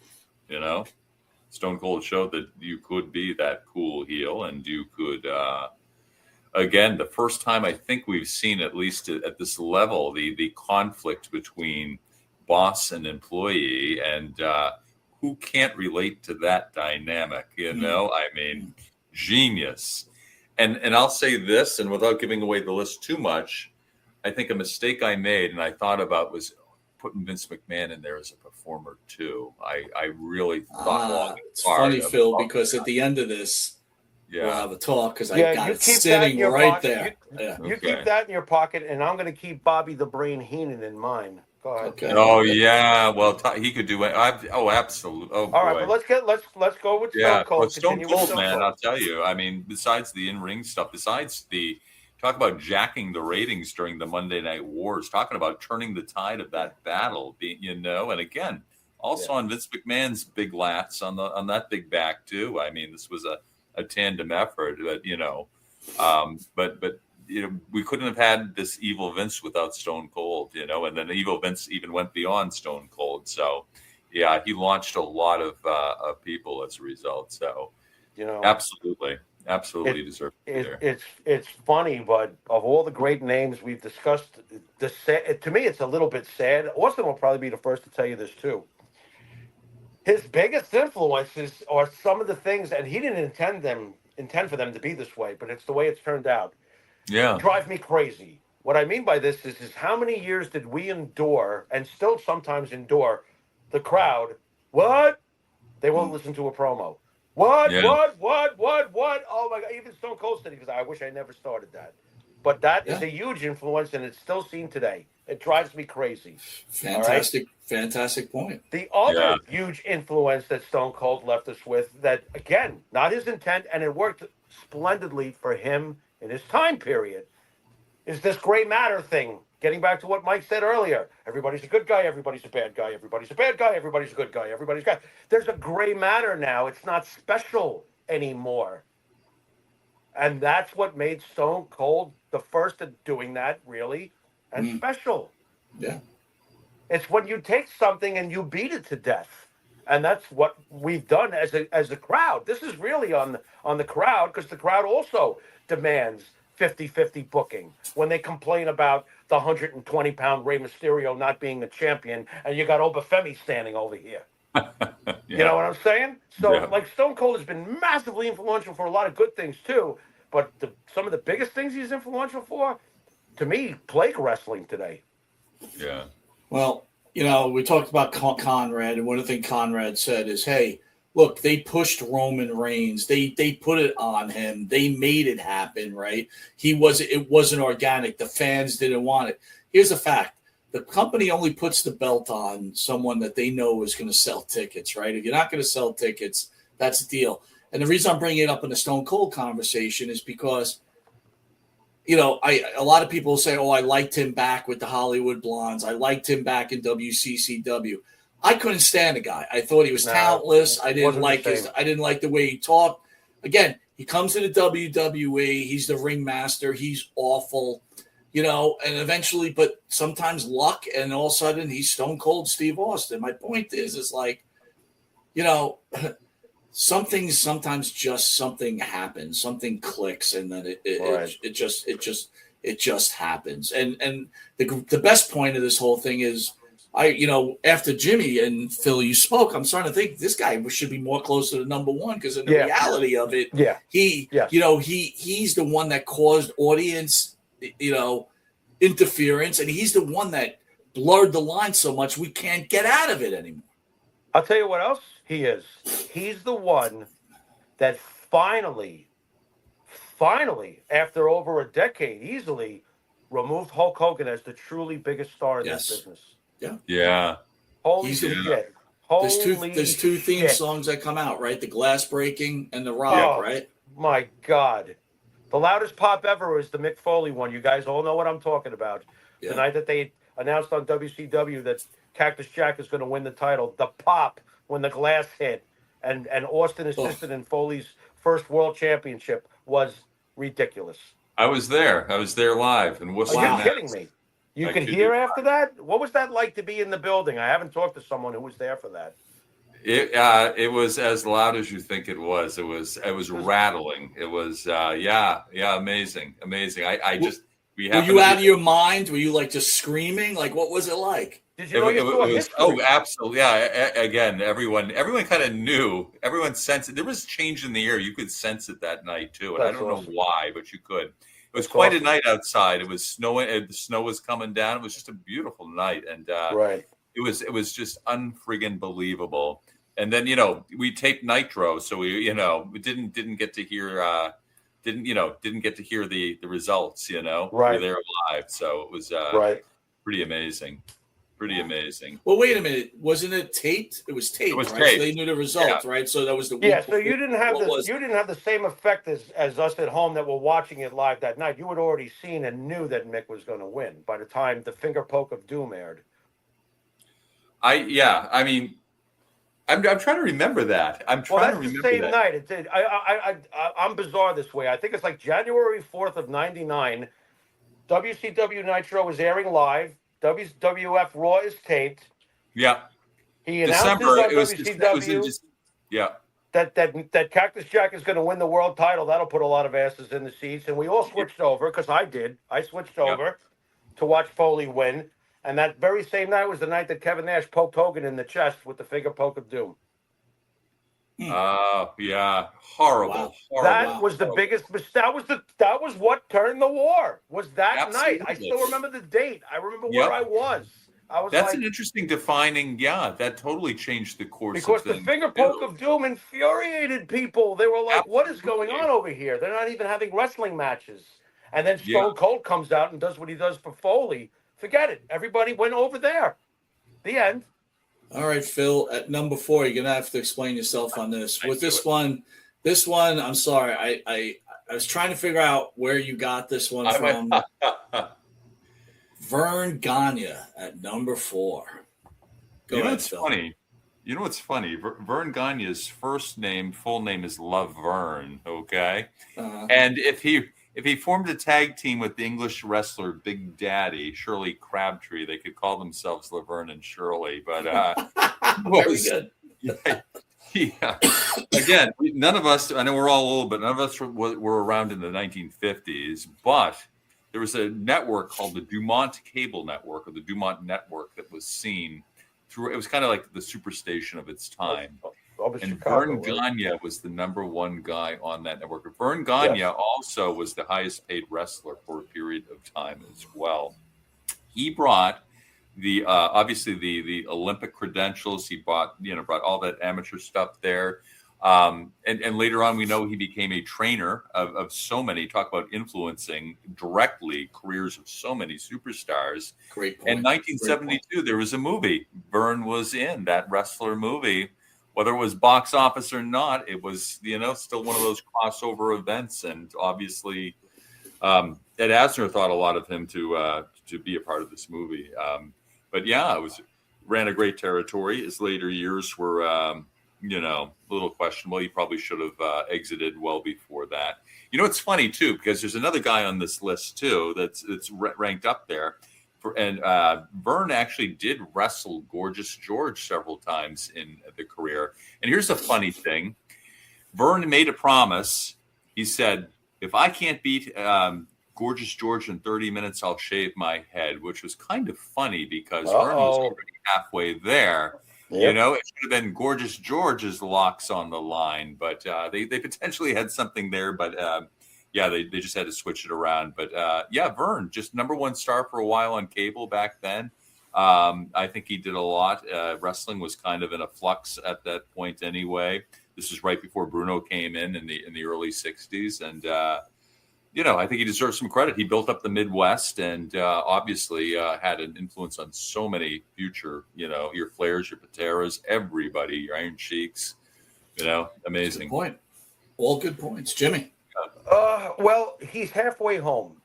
What I mean by this pick is he's halfway home because I feel like this spot should be shared by him and Lou Thez. I thought about Lou Thez as well. What I mean by that is his legitimacy.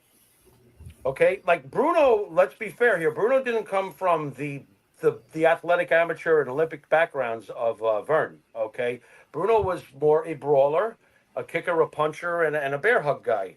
Strong man. But what Vern and Lou Thez created and were champions for a very long time, they created a blueprint, and Mike will like this.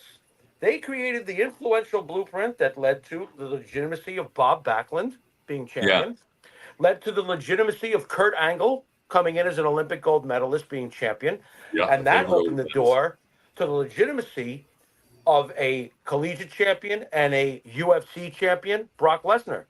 Yeah. So Thez and Gagne have to be on. Bruno's a whole different story to me than Gagne and Thez. Those two have to be from the pure legitimacy of presenting a background athlete, professional wrestling champion. Oh yeah, no question. Lou Thez, I thought of having him on the list. Old-fashioned hooker that he was. That sounds funny. Yeah, to me they're very similar in some ways, and they were building up the country with pro wrestling. Yeah. Lou Thez carried the NWA on his back for years, but and I think TV was a big part in that decision of having. Yes, Vern it was. It was. So on my end, you guys really sold it well. It was great job. I would put Vince McMahon in that slot. Almost both the same, right? Created stars, ran cable. Vince just did it more successfully. That's where I'm going to go with this one. Honestly, most influential. We haven't gotten to the number one spot, but Vince McMahon is the most influential person that ever walked through the back doors of any professional wrestling thing. Oh yeah. The end. I think, Jimmy, after we go through the last three, I feel like that could be argument. I'm not going to disagree, but there could be an argument there. But I would kick Vern out personally, and I'd put Vince in that spot. But it really I think they deserve a spot here to be mentioned and talked of. Thez and Gagne definitely. And as we were talking about that, I flashed back to when we covered Foley. What? No Terry Funk mention? That's true. My God, if you want to talk influential on this business, I think Terry Funk has a thing too. Maybe he's on the list. Number 3, the former living legend, Bruno Sammartino. Why Bruno, Phil? Well, first of all, he created, I think he was one of the forerunners of the ethnic champion, as we know. Vince Sr. saw how the Italians rallied around him and translated into sellout upon sellout. And again, not with the vehicle of cable TV or any of the other types of exposures that the performers get today. It was so old school. But Phil, let me ask you a question, not to cut you off. If you talk to the Southern fan, you hear them on these podcasts, they have like literally no respect for Bruno Sammartino. They don't think very highly of him whatsoever. They're Harley Race people. Yeah. Well, interesting. Harley was obviously very realistic in his presentation, but I would argue Bruno was too. Okay, very. Yes. Bruno was very rough, very realistic, and very intense. And You listen to those old Madison Square Garden crowds get behind him, and just the emotion that he evoked, and again, the sellouts, speak volumes again without any national apparatus behind him, just word of mouth. I'm in a strange place with Bruno on this list because we're talking about influential, and when you mentioned the ethnic champions that we don't have those today. We're not even allowed to have ethnic champions today. So Right. as far as influence goes, I'm struggling to come up with what Bruno the character, the in-ring persona, the style and everything. Where are they? Where are those types today? Do we have? Somebody could probably be thinking of someone right now and yelling at the screen. I'm struggling to come up with someone who was built in the Bruno mode and has had a career in the Bruno mode in the last. I'm going back. I can't. You know what I mean? I can't find it. It doesn't mean that he's. This goes back to important. See, with Gagne and Thesz, that legitimacy thing I was telling you about with the athletic backgrounds applied to them that led to Angle, Backlund, Angle, Lesnar, blah, blah. I'm struggling with the Bruno trail that follows because when Hogan comes, it almost squashes everything that was before it. And am I making sense here? Like, can you tell me, Mike, help me here. Like, where's the major influence of Sammartino, the character, in today's wrestling? You can find Piper in MJF or Punk. You can find, in other wrestlers, like we were talking about LA Knight. Where's the one that goes, he reminds me of Bruno? Oof, it's tough. Jimmy, that's a really, really, really great And it's because point. of the list with the key word being influential. Now, as far as the business goes, Bruno's incredibly influential. The ability to be a champion. Well, I think that's what I said. I think with no Sammartino, see, this is my whole point to Southern fans, right? So whether you respected Bruno or not, New York was the place to make money. He has to be there from a business end, more so than the wrestling. If he's not there, wrestling isn't here Absolutely. now. Absolutely. That's why he has to be on here, but I'm pointing out that it's the business of it, not necessarily Bruno the character, because I've seen nothing else from since. I agree with that. 100%. It's almost like Andre, but if you think about it. Yeah, absolutely. But they were such an integral part to the business. Of course. They influenced the wrestling business. Right. Yeah, I agree with Bruno at 3. Again, he was more important than Harley Race by a boatload. Yeah. You can name any NWA star. It doesn't matter. This was New York. This is where the money was made. This is where the wrestlers wanted to wrestle. You know what I mean? Ultimately, the AWA was good. For wrestlers, they loved the time off. They made okay money or good money, but you didn't make WWF money. You didn't make that money. If you thought about it, if you want a card with Bruno and you were a mid-level or up, right, at a bare minimum back at those times, 70s, late 70s, mid 70s, you were making $500 for the Boston Garden, Madison Square Garden. I don't know, the Capitol Center, no, Phil, Jimmy, right? No, the Capitol Center, probably not, right? It was the Boston Garden, Madison Square Garden, and what was the other big place? What's that? Spectrum. The Spectrum. So if you do those 3 nights, you're talking about $1,500, and then, like Morocco said, then you did your little high school runs and whatever else. You probably made yourself $50, $80, $100. But in the end, in the mid 70s, you were doing $120,000, $150,000 a year. That's incredible. You could. Well, Wahoo chose wrestling over football. Do the math. It's funny though, Jimmy, and I'm not knocking Wahoo, but I do not believe the guys in the South. We've had a lot of those guys on. I don't believe Tommy Rich made that kind of money wrestling in Atlanta. I don't think the money was the same. I just don't. Yeah, I don't know. I know Tommy was so over, but I don't know what they were paying him. I don't. And where did they go? I'm just telling you, when I was in the Army during WC, we talked to Rotundo and DiBiase about this. I went to a WCW in Louisiana.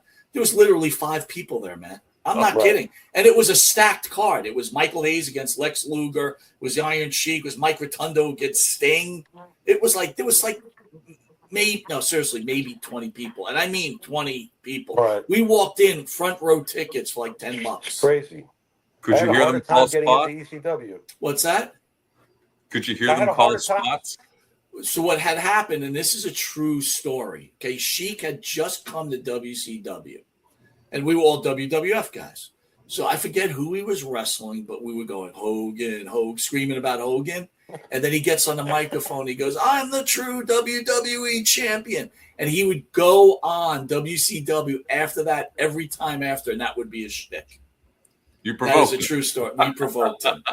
We provoked him. We had such a good we were so worn out when Sting was wrestling Rotundo. Sting comes out. He goes, "What, you're not going to at least cheer for me?" And we were just drained, right? And then Yay! we went again the next month, and I made the same mistake. Like, they let you razz them. It was like we're the only ones there. I did it to a Samoan. The dude jumped out of the ring and chased me out of the fucking place. And I'm not fucking kidding. So that's a true story. All right. I don't want to talk about my history. Number 2, the incredible Hulk Hogan. Phil? Yeah.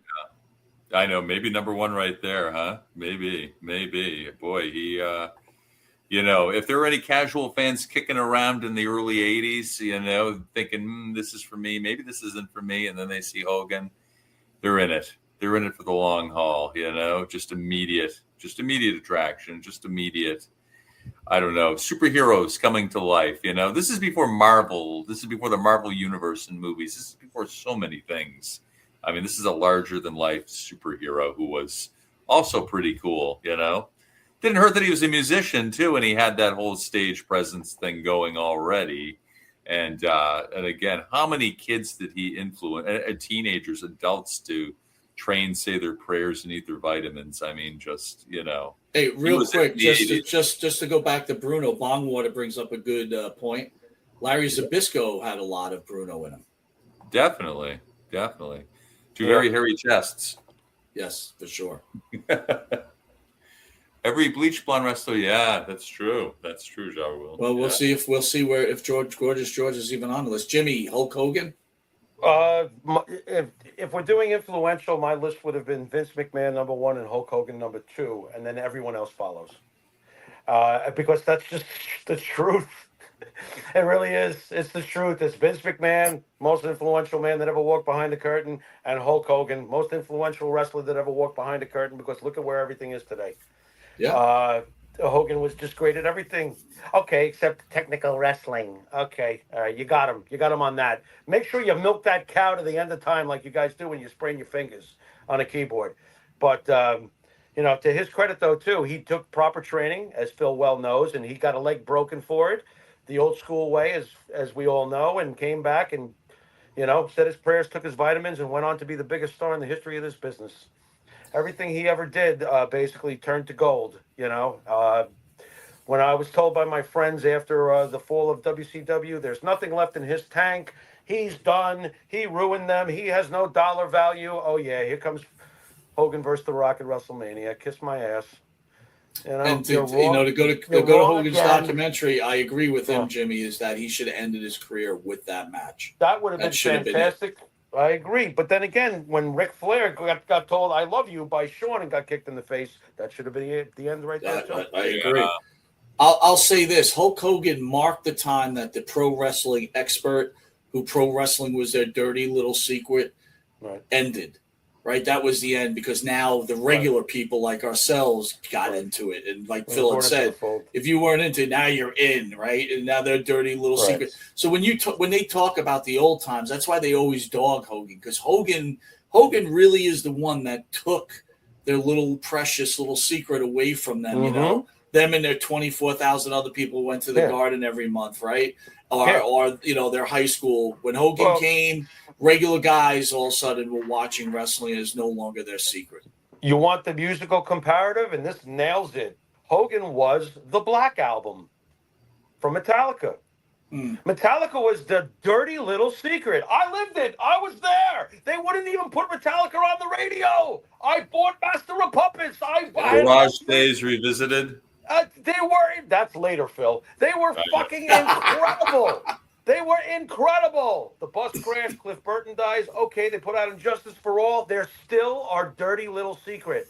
They're getting no help from anybody, but they're going platinum. They were our secret. The Black Album comes out.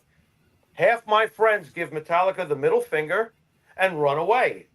The WWE was the dirty little secret. Here comes Hogan, the Black Album. 16 million copies sold in Metallica's case. Unheard of. And half the fan base goes, fuck them.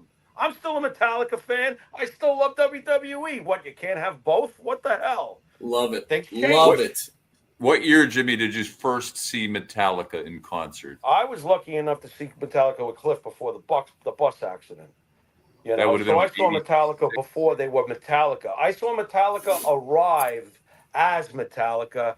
In that final time that they came to New York, they came and they opened up for Ozzy.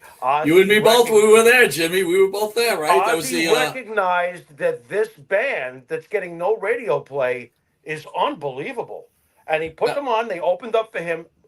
And as great as Ozzy was, because Ozzy did a great show, Metallica blew him out of the building. They blew him out. Shot in the dark, right? Out of the building. Phil, I'll tell you the story. So Jimmy and I really we weren't hanging out at that time, but we both went to this concert. I went there, and I didn't even know who Metallica was, and they opened up the Master of Puppets. They were so incredible. And then I met this girl, and then she gave me something to smoke, and before I knew it, I woke up in a car. It was like I missed the Ozzy concert. I don't know. Funny. Well, at that point, I would have did anything to get laid, dude. You could have gave me anything. As long as I was going to get laid, I'm going to do it. Unless Saturday Night's Main Event was on, then you might give it a. Well, that's a whole nother You should have hung out with me, Mike. We took acid. I stayed up half the night, and I got laid. And I saw both acts. I don't know. I just found myself no, I wasn't. I found myself outside my car, and then forget it. But anyway, it was a long story. Wild But days, it was the baby. Black Album, man. Wild days. All right, number one, and I don't necessarily disagree. Jimmy brings up a really great point. This is a tough one because he's got to be on the list. Gorgeous George. Yeah, there he is, George Wagner himself. Yeah, certainly not the biggest, most physically impressive guy, but talk about the ultimate showman, the trailblazing, as J.A. Will mentioned earlier, the first, I think, to do the peroxide, the whole effeminate thing. I think he threw bobby pins out. He had a valet, came out with music, first to come out with music. Again, they attribute TV sales, the boost of TV sales to him, to Gorgeous George. He was responsible for moving more TVs in the 40s and 50s than just about anybody else. And so I think that carries a lot of weight. But we mentioned some people staying, like Flair staying in for too long. Gorgeous George did too. As a matter of fact, Bruno also tangled with Gorgeous George during the end of his career, which is around 1960 or so. And Bruno said that he heard a lot of fans yelling, don't hurt him, Bruno, he's too old. So Bruno put that in the back of his mind and said to himself, I'm never going to be in the ring when I'm, past my prime. Some could argue, though, in the 80s that might have happened. Yeah, it happened. Yeah. Wow, I would have loved to see Bruno against George. I would have loved to see that match. Yeah. Gorgeous George Bruno. Wow. Absolutely. Yeah. Well, they were actually, I think, Sunnyside Gardens. They wrestled each other. They also came to, I think, to Hartford, Connecticut. I think they wrestled about a half a dozen times. But yeah, definitely they were in New York for sure. The thing I remember the most. By the way, Jimmy, before you go on, Bongwater says that I have seen Air Supply about 9 times. Air Supply? Yeah. Just when I like it. I like Air Supply, dude. I've listened to them, sure. Fuck yeah. There's nothing wrong with an Air Supply. Come on. Mike, could you sing us a bar of course you're every woman in the world to me? I'm so lost with that. Every woman in the world to me. There you go. You're my fantasy. I mean, after Barry Manilow, what's the band to most likely make you cry? Air Supply. That rhymes. Look at that. You're rhyming now. Pretty good. Yeah, look at that.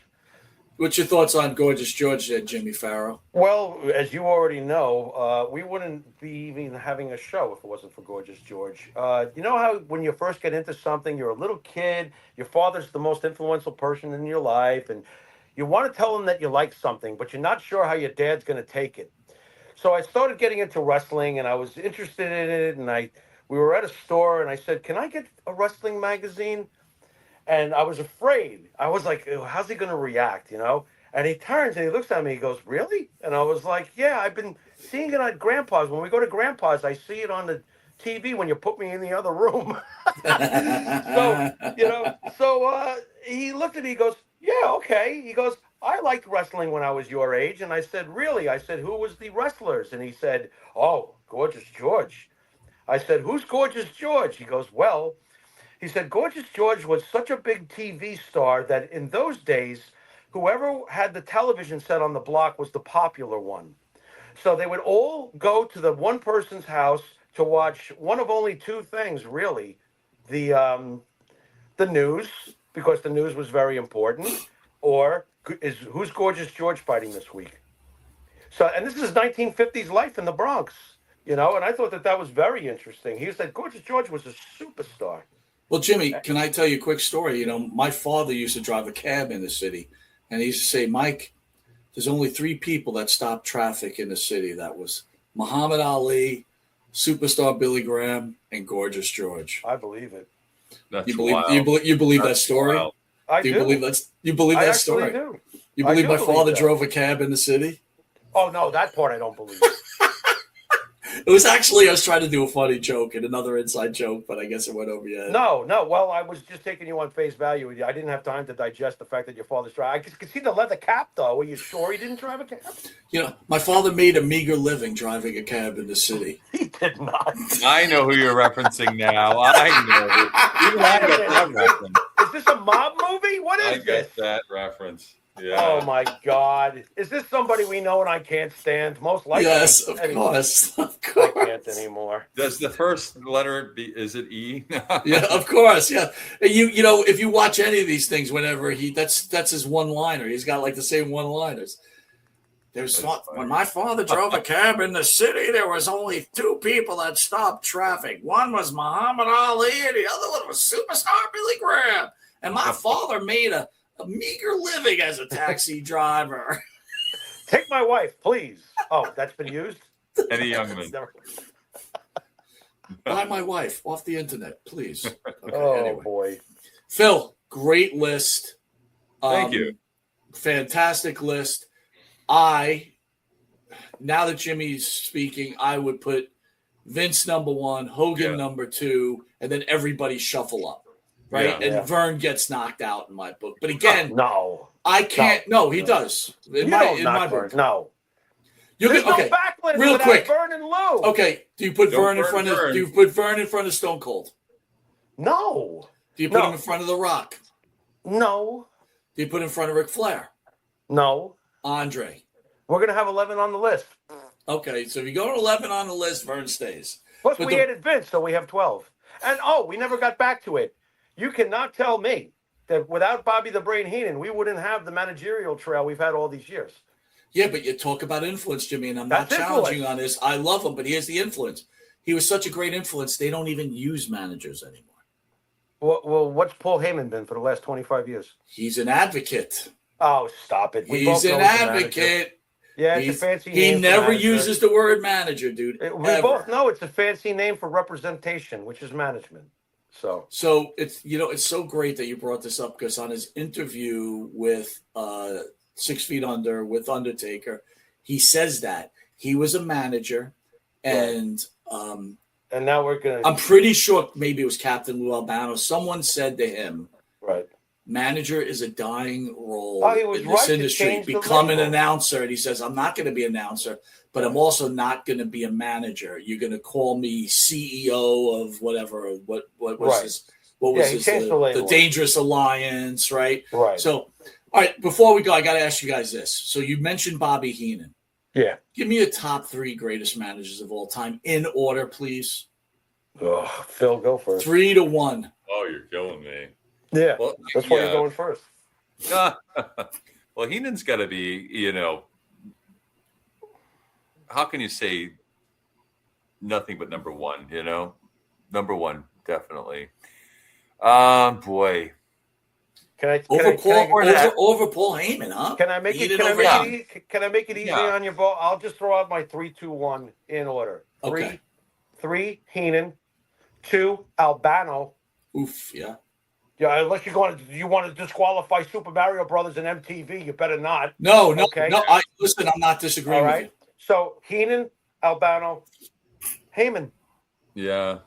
I'm Two of going the Heenan. three I've I'm, bet before. Two of I'm the going three Heenan. I'll go Heenan, Albano, Heyman. Yes, I Yeah. agree. That to me is the top three. And Heyman's the manager. Spin it whatever title you want. Hogan's not a wrestler. He's a grappler. Come on. You know, it's I the like same the thing. Wizard because he didn't really interfere, but you always wanted to Right. see him get clipped. You know, Right. I really, as a kid anyway, loved the Right. Grand Wizard. And the funny thing is, on the back of the baseball card, the Wizard wins because he always had the champions. See, can I again? Great conversation. When I first got into wrestling, Jimmy brought me in. Right, wrestling was already in action, but the one thing, talk about storytelling. Now, whether it was on purpose or not on purpose, right? Albano always had the tag team titles, always. Yes. But he also had the world title twice. Okay. Right. The Wizard, right, and then Albano ends up with the Intercontinental title in Morocco, so he's like a grand champion. The Right. Wizard was always the manager of the world champions. Right. Never had any other belt. But Blassie never won anything. You knew if your bad guy came and Blassie was the manager, Yeah, Blassie. it was over for him.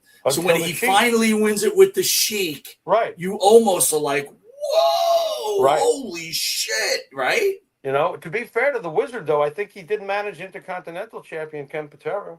Pretty sure he did. He also managed, I'm sorry, you're right. He also managed Morocco. And right? Morocco. Yeah. I don't you're think the Wizard did the tag team thing, though, right, Phil? I don't think so. I don't recall any tag champs for the Wizard at all. Did he manage at one? Did he manage Fuji and Tanaka at one point? I think he just did that the sub briefly, but yeah, no tag team champs. For the Wizard. Here was the question I forgot to ask Morocco. Maybe you guys can answer it. So Morocco's with the Wizard. But when he comes back, he's with Albano. But Morocco sold it on the interview like they moved him to Albano. But I think it was because the Wizard died, right? Yeah. The Yeah. Wizard was in poor health at the end, so it was one of the two. Either he was in poor health and couldn't do it anymore, or he was already gone. I can't remember exactly. All right. Well, Yeah. great Okay, guys. show, guys. I want to remind everybody, if you want, please like and subscribe. We belong to our distributor on audio, the Believe Network, BLEAV. So please go on there, like and subscribe. Most recently, one of our top hits, Monte and Pharaoh, become number 2 in South Korea. Want to thank all the fans out in South Korea. It's made us number 2. Yeah. We've been We charting. catch missiles? Yeah, you didn't see that, Jimmy? Is that what that says? Holy. That's Little Rocket Man. Little Rocket Man right there, baby. My God. That's But I thought our president is friendly with Rocket Man. I'm so confused. Never mind. Well, we're protecting the people that listen to our show in South Korea, right? That's Hey, what Mike, we're we're all all out about. of water guns. We got to get more. Whoops. Whoops. Oops. Should have realized this wasn't going to be so easy. What do you mean Oh, they're man. not giving up? On the count of 3, guys, we got to go guns up, okay? What? All right. What? You know what I mean? No, Yeah. because Mike, no, not where I come from. No. I want to see. Look at you. You're getting in shape over there. I see that. Who? You are getting in shape. Yo. Me? All right, give us a count. Give us a count, Phil. There you go. Hold on. Look at Phil, man. Oh, he wants to make muscles? Look at these guys. I want to be a Okay. cartoon with you guys. You will be. I will be Yeah, I want to making be an this AI cartoon. cartoon. Phil catches By the black. way, I want to recognize Rip Rogers, who got a award for his wrestling, history and his career from the CAC. So Rip, Oh, who's cool. a good friend of the show, Deservedly Rip, so. congratulations. God damn. Great guy, and Absolutely. you can get drunk if you bet on every time he says "fuck" in an interview. Again, I wanted to remind everybody, I'm sorry Mikey Whitbeck at the last minute was booked on another wrestling match, but he will be with us. We're also probably going to have Bill Apter on and a few Yeah. other people. So we've been hot and heavy with some really solid interviews. Phil, what'd you think of the Morocco interview, buddy? Loved it. I mean, how could you not? And love him. And he was really good with you guys. I think he enjoyed himself with you guys, because obviously you guys are a little different than most interviewers. And I mean that in a great way, I think he felt very comfortable with you. And I appreciate that. I will tell you that was a big concern of mine. And Jimmy was like, relax. I was like, and I'm not knocking Morocco. Don't get me wrong. No. But his interviews are always very, whoa. Yeah. But he was like magnificent Morocco, man. Yeah, I it was was like, great. holy shit, this guy's giving the fucking balls out, right?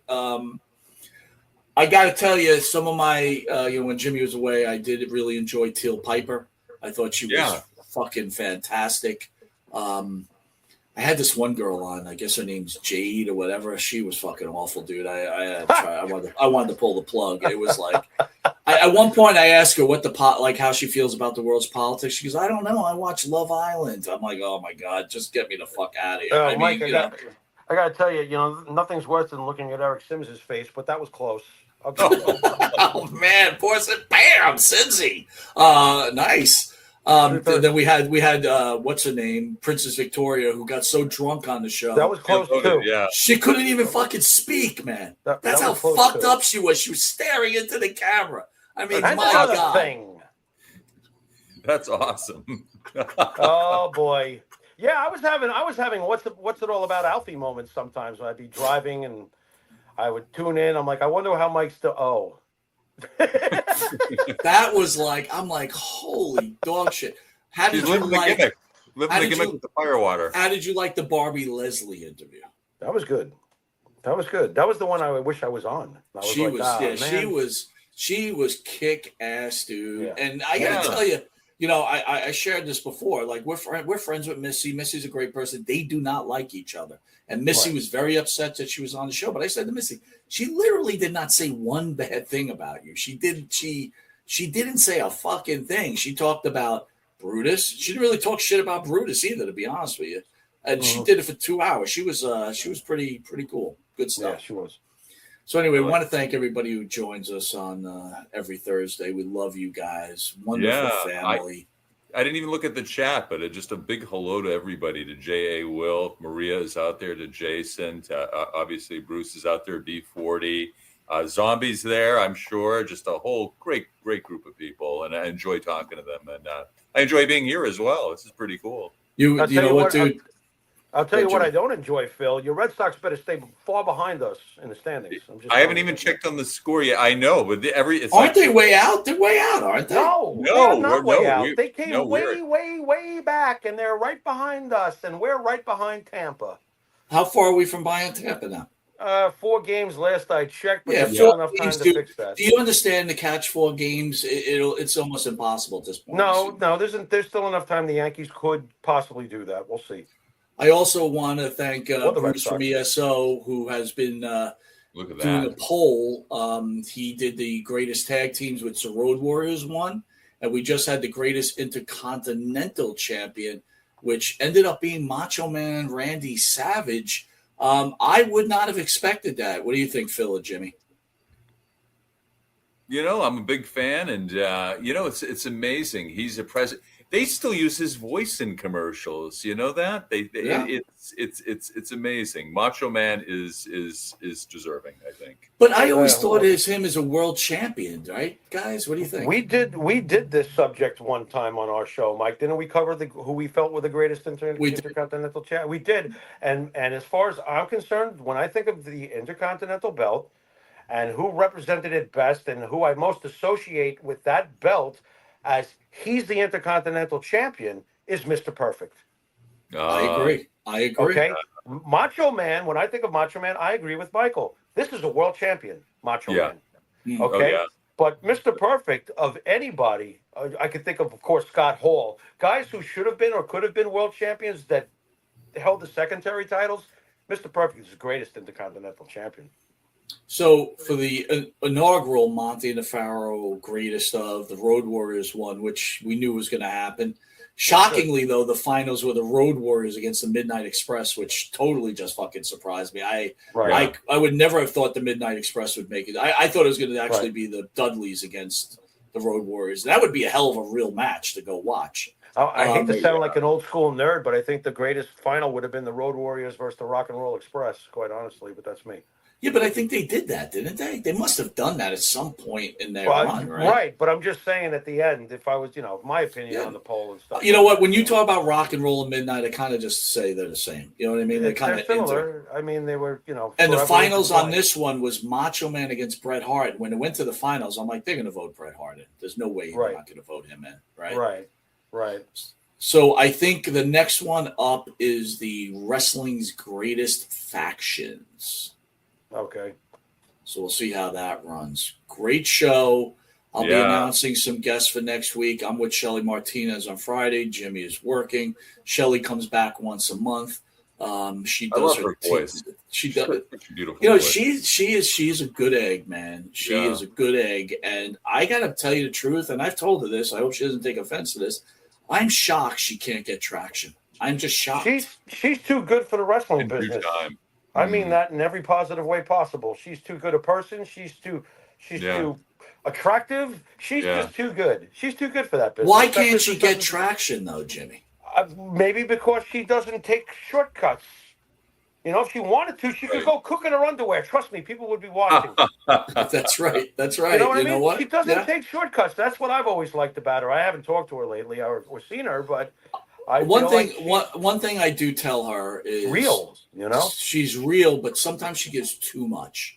Sometimes you got to have them coming back for more. I think that she's a very emotional, sensitive person. I don't mean don't tell your story, but don't give. Listen, if you give the entree before the fucking appetizer, right? People eventually aren't going to come back, right? I mean, I think this is why this show is done well. It's episodic television, right? You don't know what the fuck you're going to get. You don't know if some dude's going to come up there drunk and curse you out. You don't know if you're going to have a former wrestling legend just get totally drunk on your show and can't even speak. Or you don't know if you're going to get or you get a girl that fucking has a rock for a brain and she wants to be a wrestler, and it's like, give it up, you know? Yeah, but there's also that other side, or you're going to get one of the greatest interviews with a famous guy you haven't seen, and you're like, holy shit, this is a great interview. You might get that too.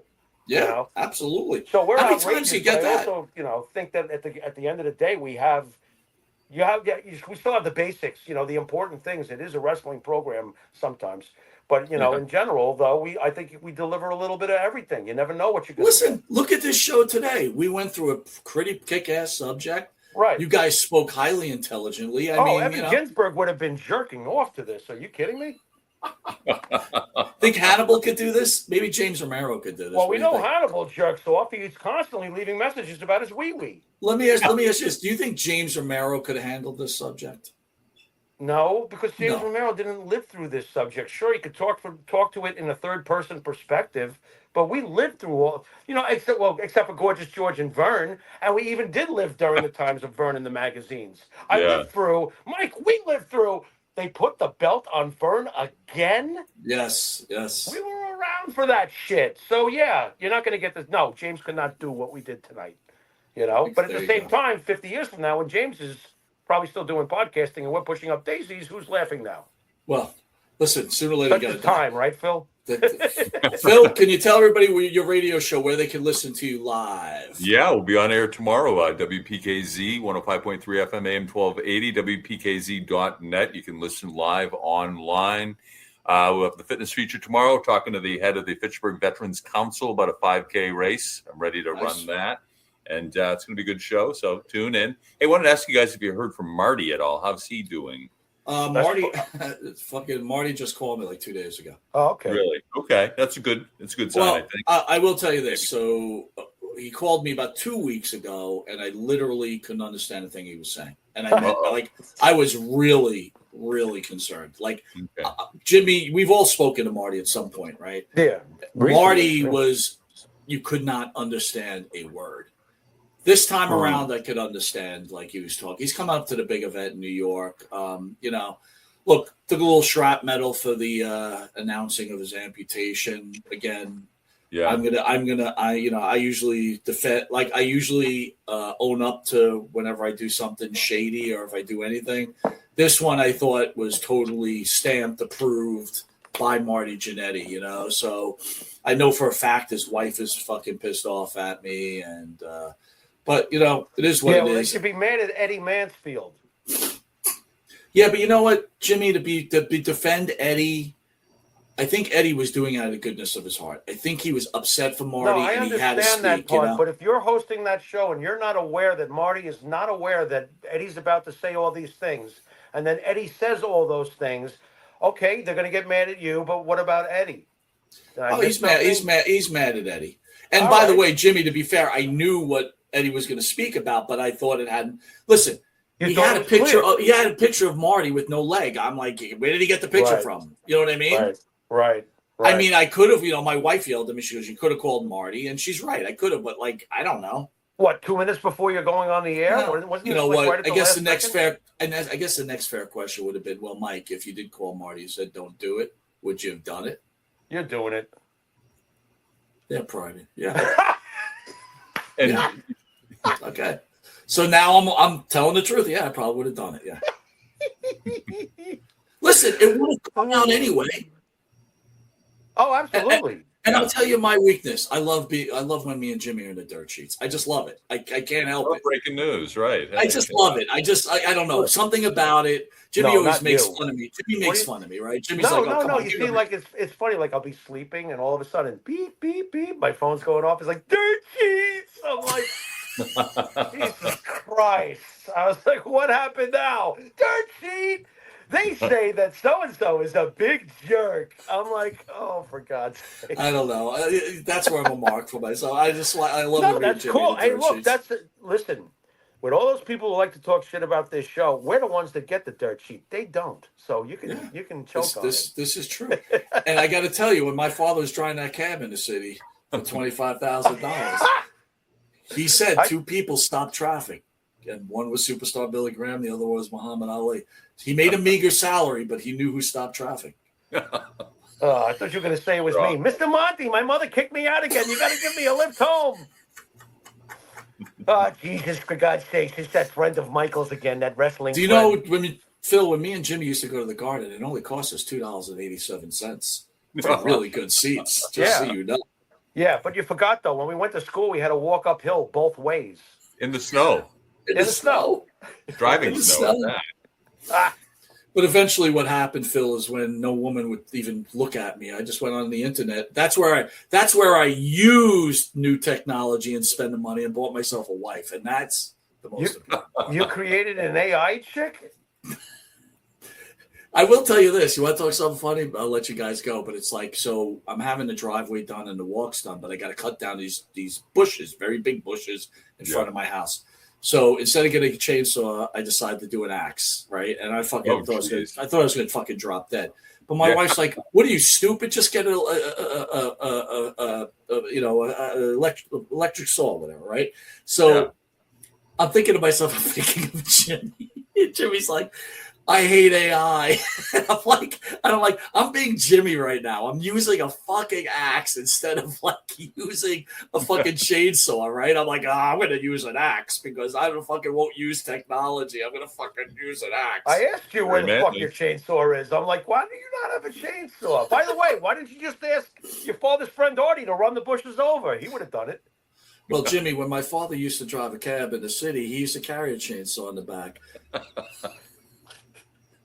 Anyway, when he would see Gorgeous George, he had to protect him. Hopefully everybody catches you tomorrow on radio, Phil. So you said you're on what radio? Watt Radio? Is that where you're at? WPKZ, the K Zone, 105.3 FM, AM 1280, WPKZ.net. If you're in the neighborhood, if you're up early and want to listen, it's an early day. I like how he goes into his radio voice. Did you hear how quick he was talking? He went into his radio voice.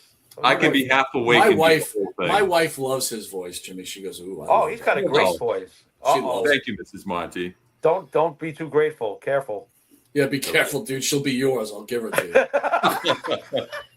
She'll be knocking at your door with her suitcase, and I'll be sorry, Phil. You wanted her. She can drive Jimmy over too. She can bring Jimmy over. Jimmy, you got a ride. Is the president here? I'm here with the Pharaoh. Let us in.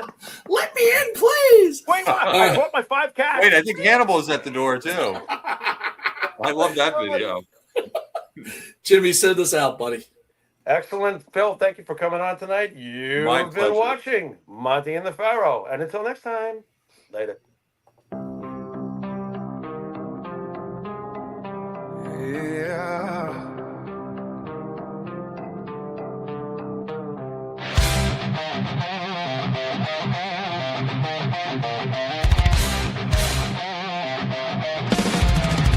Turn it up.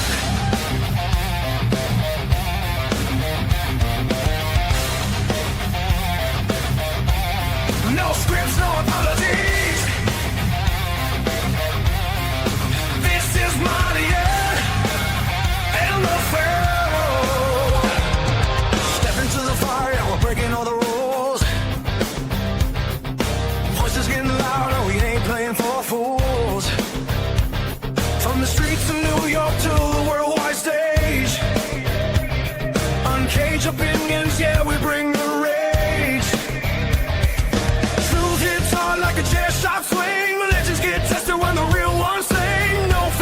can we say it proud? If you got a problem, say it out loud. Lights go down, we ignite the sound, no backing down when the truth